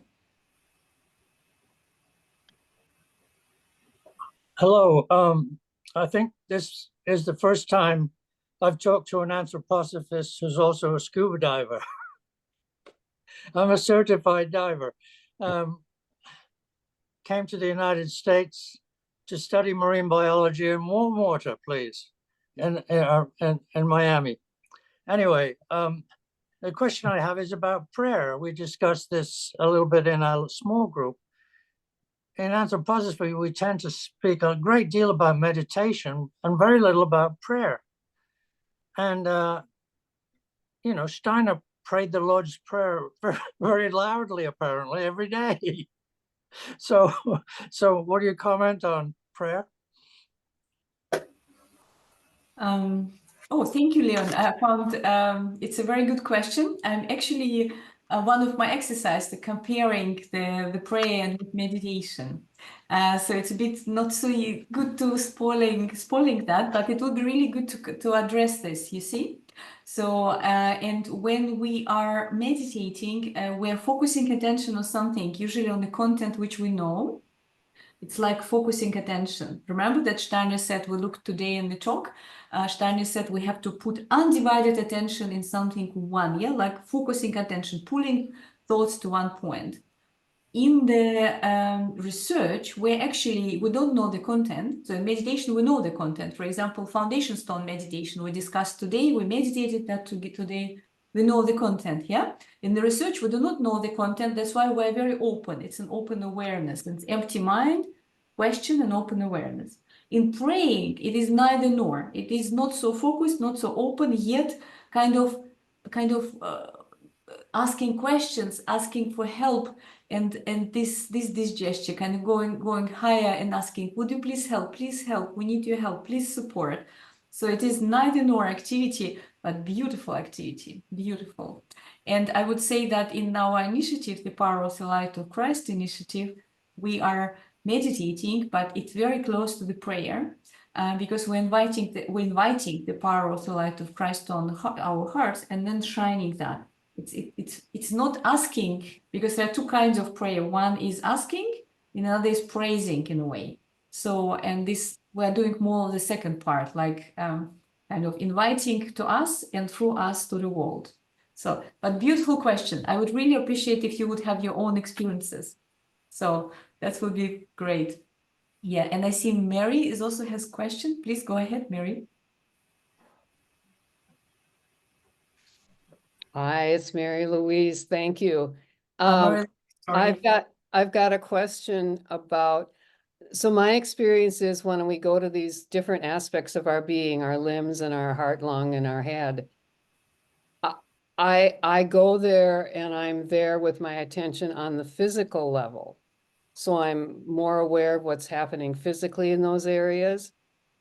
But when you use the word soul, I don't know what it means to experience those same areas in their soul aspect. I just get lost there. I don't know. I mean, nothing happens. So I'm focused. I'm in these three places where we put our attention, but I'm focused on the physical, I think. And then you use the word soul in relationship to the rhythmic system.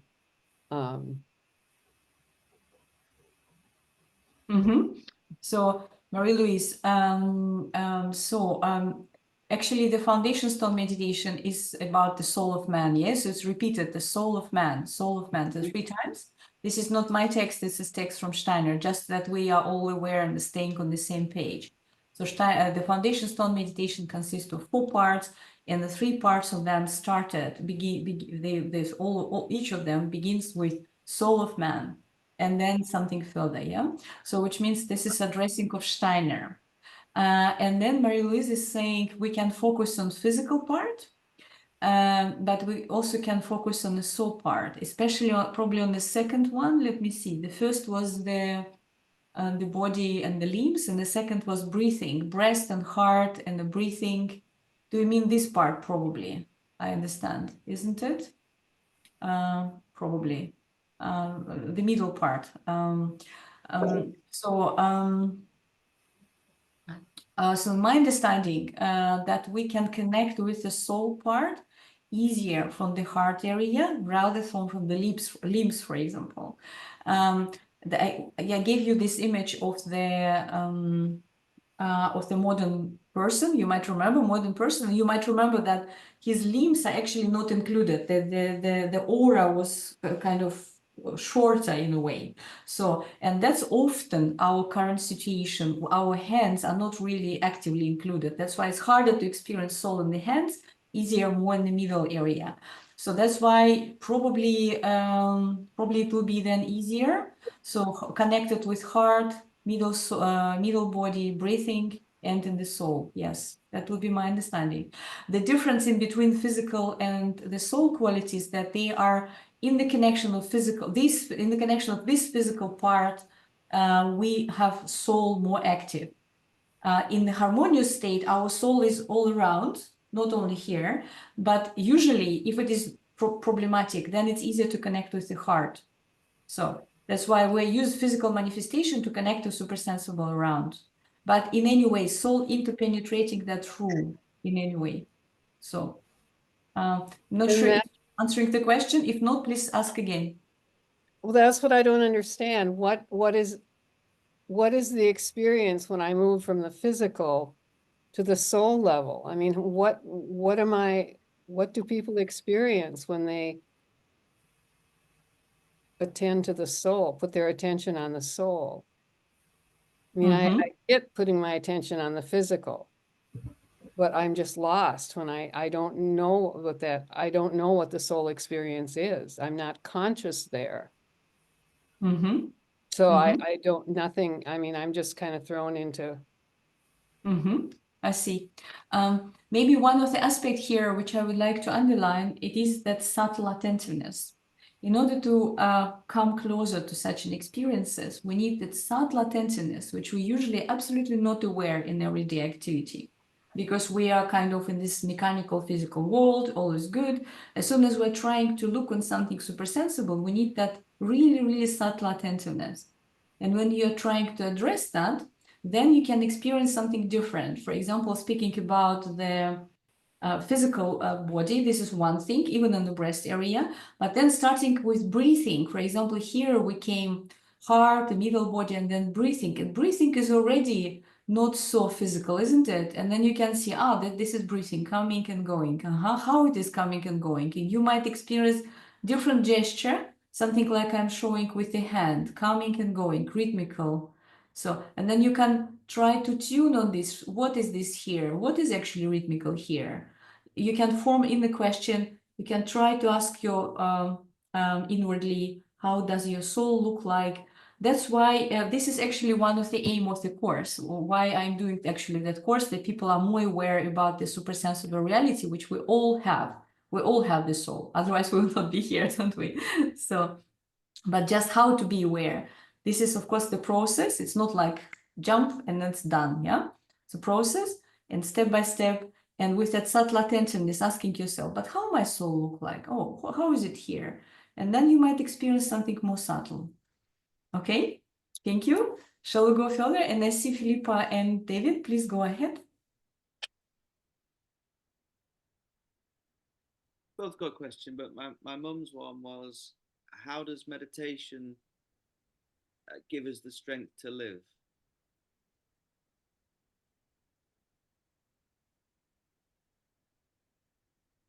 How meditation gives us strength to live. It was from the quote at the beginning.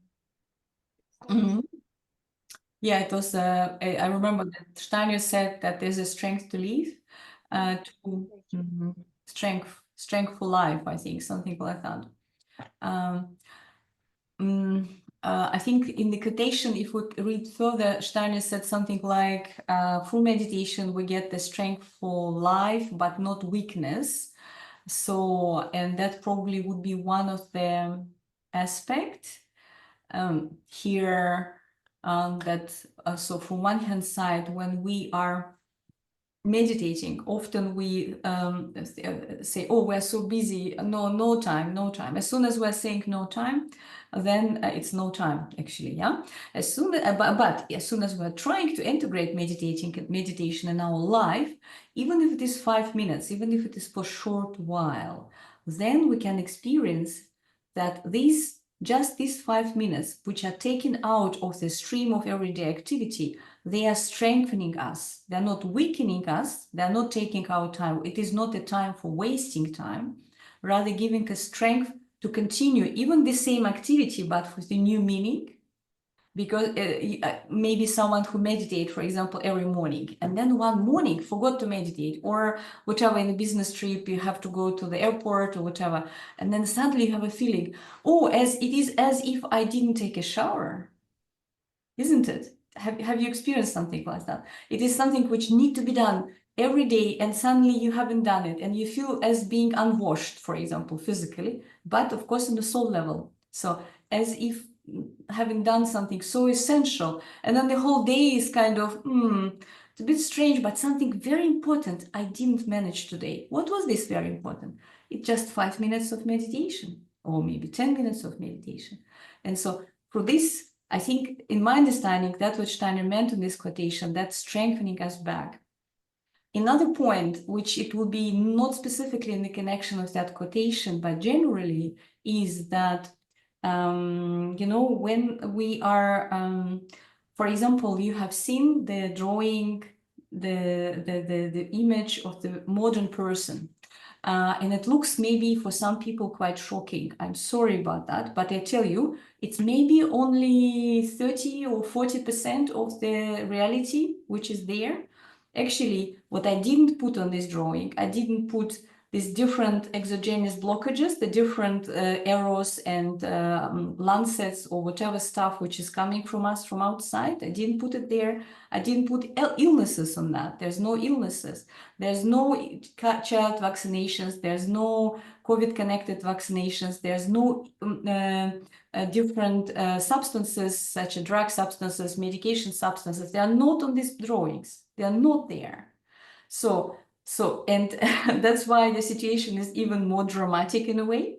So, and if we all carrying all that all the time, well, all the time in our life, we're losing our qualities, and these other powers are stronger and stronger and stronger, and we're losing our strength.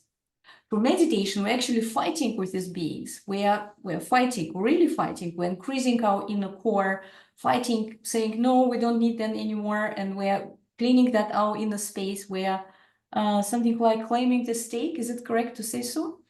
Yeah, so we're taking staking a claim. Say it again. Staking a claim.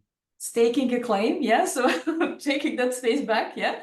And so, and this is real strength for life. This is real strength for life or for health. So meditation is direct connection to the health. So you would like to be healthy, meditate. There's no any other possibilities. You know, sometimes people say, oh, I will take medications. Medications is not healing. Medication is only like a crunch, helping for partly, but not healing. The real healing process coming from inside, and through meditation, you're developing that inner core and getting real life quality. Qualities, plural, qualities. So, okay, thank you very, very much, dear friends. I would love to hear a bit of the feedback for the talk and probably for the meditation as well. Also, I'm aware about the time. And yeah, maybe short feedback. And then people who would like to go can go, and people who would like to stay, we will stay, and we will see what we will do further. Can I ask you a question? Okay. Okay. When you were talking about the aura, you used the word three-dimensional to describe the spikes at the back. I always thought, something you could maybe help clarify here, that Rudolf Steiner, in Knowledge of the Higher Worlds, talks about etheric bodies and astral bodies, but he says we shouldn't really think of them as spatial, that we should think of them as activities. And I was just wondering how that plays into clairvoyant observation, because most people that I have read or spoken to seem to speak of the aura as a three-dimensional perception. Can you comment on that from your own experience? And, you know, I'm just trying to marry these two concepts, that it's an activity, it's not spatial, yet people talk about it being spatial. George, first of all, thank you for your question. Second, I'm always happy to have quotation from Steiner. Then we see, and also in German, you know, English translation sometimes is good, sometimes it's catastrophe. It's really not good, really not good quotation. So translation. So that's why I need original in German, and then we can have a look what Steiner meant. And also please remember that Steiner, especially on lectures, remember that was not that Steiner was written, it's written by Steiner, but this is something which was stenographed first, and then this was the Knowledge of the Higher Worlds, though. This was the Higher Worlds. Okay, but I'm just generalizing, saying often the quotations need to be considered and where they are from, and just to look at that, yeah. So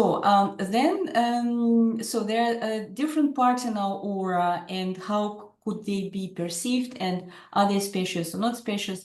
And first of all, when we start with etherics, the etheric first step was super sensible. We have the thickest body, we have this physical, which is the smallest, and the next body which we have is etheric. Etheric or vital body, for someone who is not aware about this terminology, vital body, so our vitality. It's the closest to physical and also repeating the form of physical.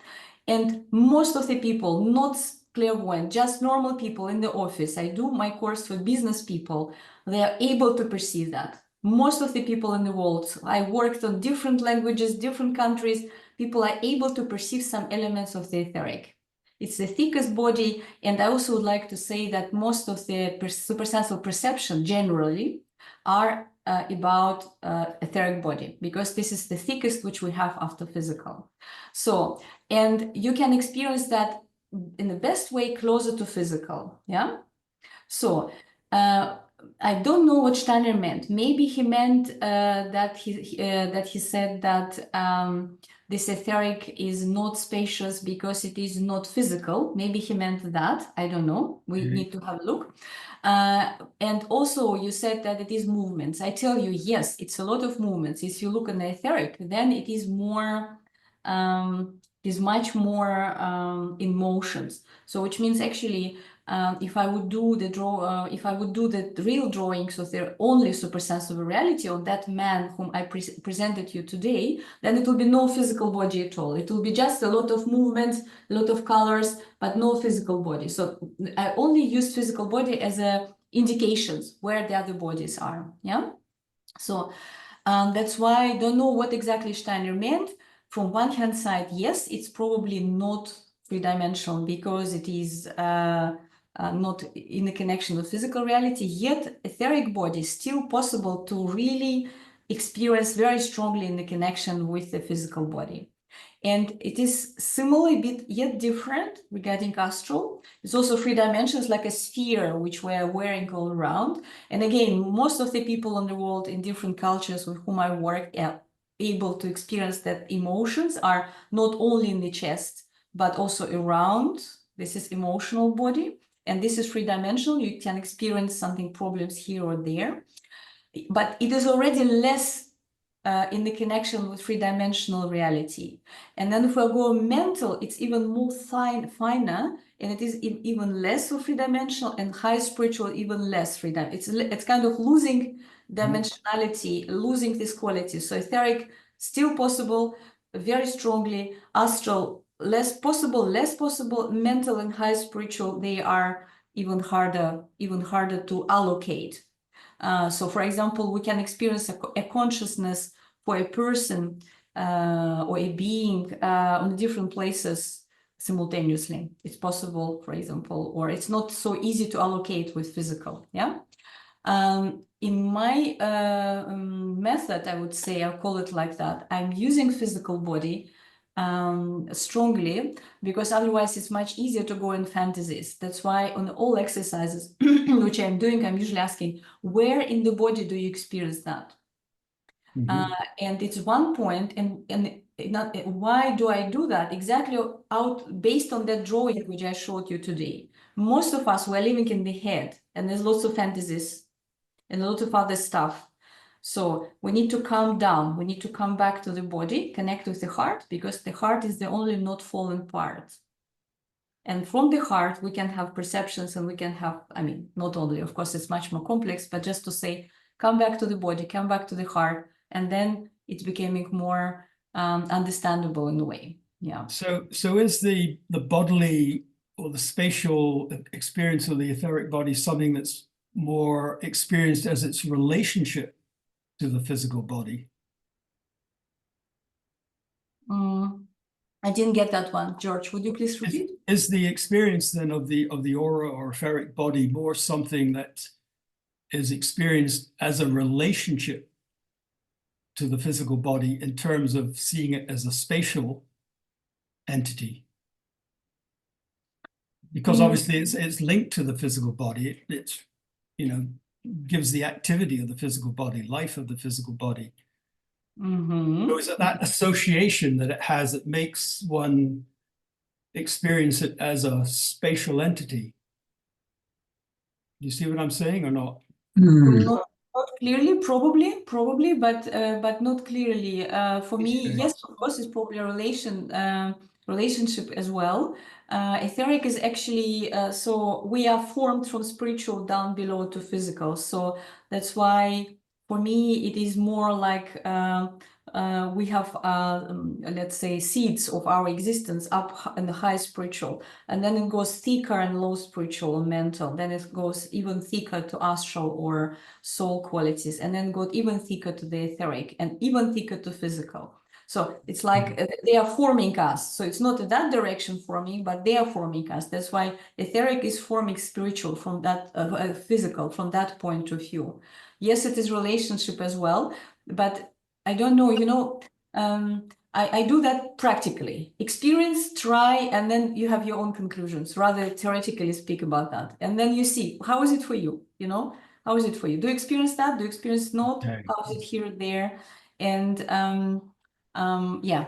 And by the way, this theme, etheric theme, is most experiential one on the whole course. I even give the exercises during the talks as well. So very welcome, very welcome. Can So, I possibly say, why should we assume that what Steiner said is an either or? Surely it's an and. When I throw a pebble into a pond, I see the ripples come towards me, but the stone hasn't disappeared. The stone is still in the pond. And certainly when I've been working on an echo conference center year on year on year, I've met the children coming who've described the mood of those people arriving as volunteers at the conference center and commented on the colors that they're displaying. That's aura, but that doesn't mean to say those people don't also have a mood that is angry or irritated or tired. The mood's still there. The aura is showing that mood. It's not either or, it's both. beautiful, Angelis. Thank you very much for that. Beautiful, beautiful, very nice. Yeah, Thank you. Inessa, can I have also a little statement? Maybe it will be helpful. Because, for example, speaking about etheric body, it has three-dimensional representation, but it's not all. Speaking about etheric body, which can be seen, so it will be pretty much like a slice of it at the moment, slice at the moment. But in fact, etheric body can be stretched in the time. So if you're observing etheric body, so you have to actually look in the birth of the person, like 60 years before this particular moment. But when you're observing etheric body, like in the three-dimensional form, it will be just sliced at this particular moment, at a second. Same thing with astral body, because astral body, according to Rudolf Steiner, never totally incarnates everything what we are actually able to perceive. This is kind of astrality and agent of true etheric body, which always staying in the spiritual world. So it will be extremely hard to perceive. I mean, and the connection to real astral body will be through strings in time. So it's not present, in fact. Thank you, Andrew. Thank you very much. So I'm a bit aware about the time, dear friends, and we are quite long online. So, and I would love to finalizing slowly, hearing a bit of the feedback. How was that for you? And yeah, and how was the talk and the exercise and closing slowly? Please go ahead. Yeah, I would thank you so much, Inessa, because you're having such a good, youthful image, and I feel encouraged because you actually showing that anyone can do meditations right away. So just start. And I think we had very good conversation. It was easy enough to understand. So it's wonderful. I think it's great. Thank you. Thank you very much, Andrew. Thank you. Yes, I echo that, Inessa. Thank you very much. And also, I really appreciate your very practical and experiential approach to inner work, meditation, etc. My my experience of that is it's very helpful just to build things up and do that experientially. So thank you. And then also to be able to have time to share. It was very, very helpful, but also really encouraging in the small group that I was in, just to hear how different people experience it, but in a lively way. So thank you very much. Oh, good. Thank you. Thank you, Michael. How was with this 1 minute or a couple of minutes for contemplating the slides from Steiner? Was it helpful? Helpful? I see Judy is nodding. Super. I'm nodding too. Okay, thank you. And That was very helpful, just to have that moment to connect at another level with what was being said. I found very helpful.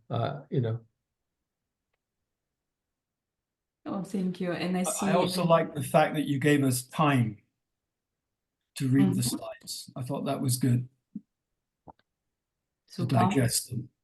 Good idea. Yeah. Just in case in the course, I'm using exactly the same method. So we have slides with Steiner. We have lots of different diagrams or whatever, because I'm a physicist, I'm still using that massively. And also lots of drawings. You have seen some drawings as you have seen today. So they're quite similar. So which means, and the meditations also, it's not just 1 hour sitting and sleeping, but like a research process. So it was a bit like a tester today, I have to say. Which I planned to do that on that way. So I see Christina is laughing. Christina from Switzerland, isn't it? Yes. So, and I see that Natalie is happy. Thank you, Natalie, for the feedback.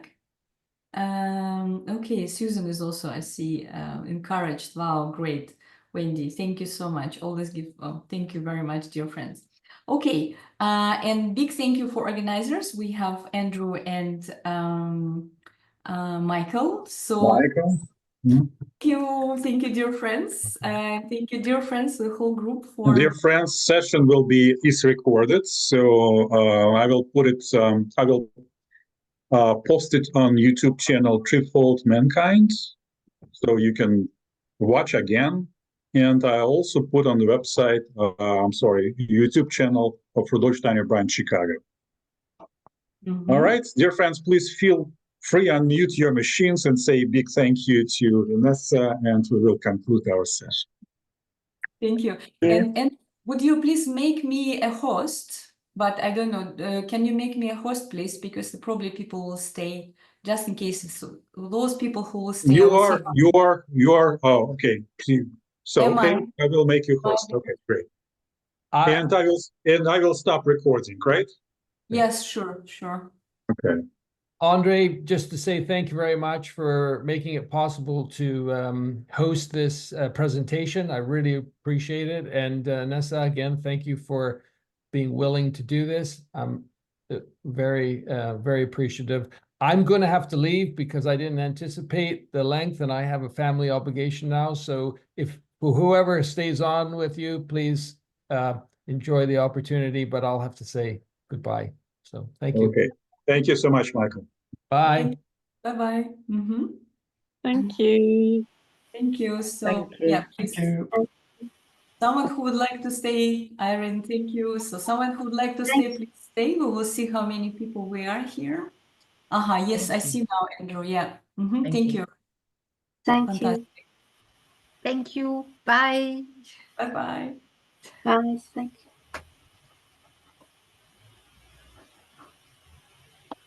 Oh, Diana, thank you for your card.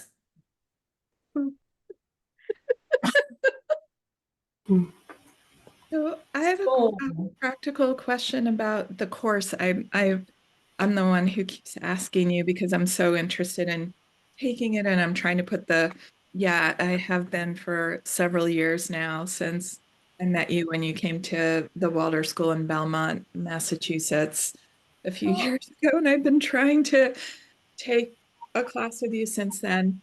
I work at a church on Sundays, until the middle of the afternoon. So it would be really difficult for me to get that time off, and half of the class happens on a Sunday. That's why I was asking if they'll be recorded, or what do you think? Like, how could I catch up? How much would I miss? What would you recommend? I could obviously save Saturdays.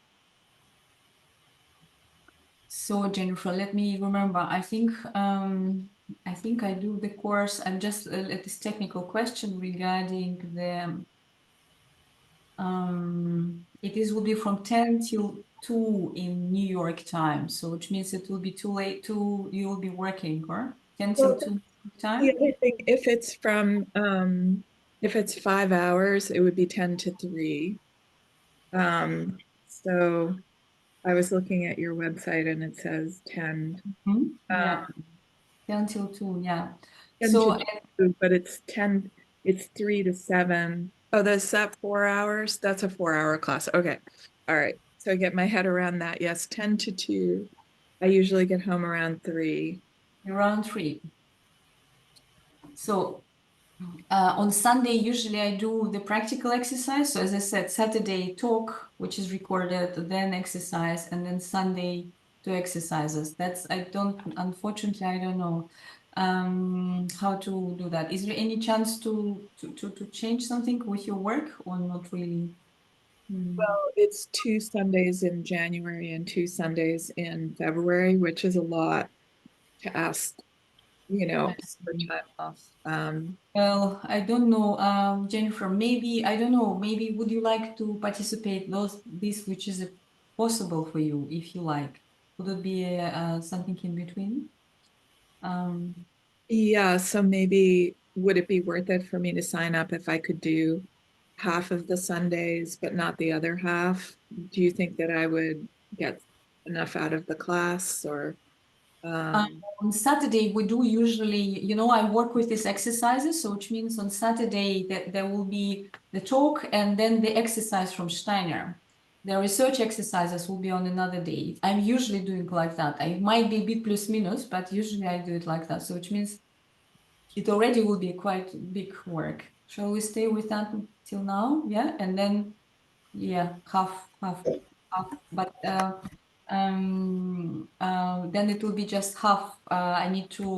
Can you please write me email, and then I will forward to Monica, because that will be not possible to do via, no, it will be possible via Eventbrite. If you just do two sessions, can you do two? I think two sessions, I think, something like that, yeah. But I would want to do the Saturday, all 4 Saturdays, but then just 2 of the Sundays. 2 of the Sundays? Because Saturday I have control over my schedule. I can do that. It's just but Sundays. Okay. Let's so thank you, David. Yeah, the talks would be recorded, that's true, but talks on Saturdays, you see. So okay, Jennifer, you're very welcome. I'm very happy about that. So let's come back to the group now. I see we're quite a big group still. And so what had happened, I started my talk, and 1 hour earlier, I didn't know, and you have seen yourself, there was unfortunately some technical things which I meant to look at that in the last moment, like I thought I have an hour, half an hour, 1.5 hour, but I didn't have this 1.5 hour, because it just, the guys just called me and say, you start now. And I thought, what? And that happened in that way. So, I'm sorry for this technical misunderstanding. We still, by the way, have recording, I think, do we?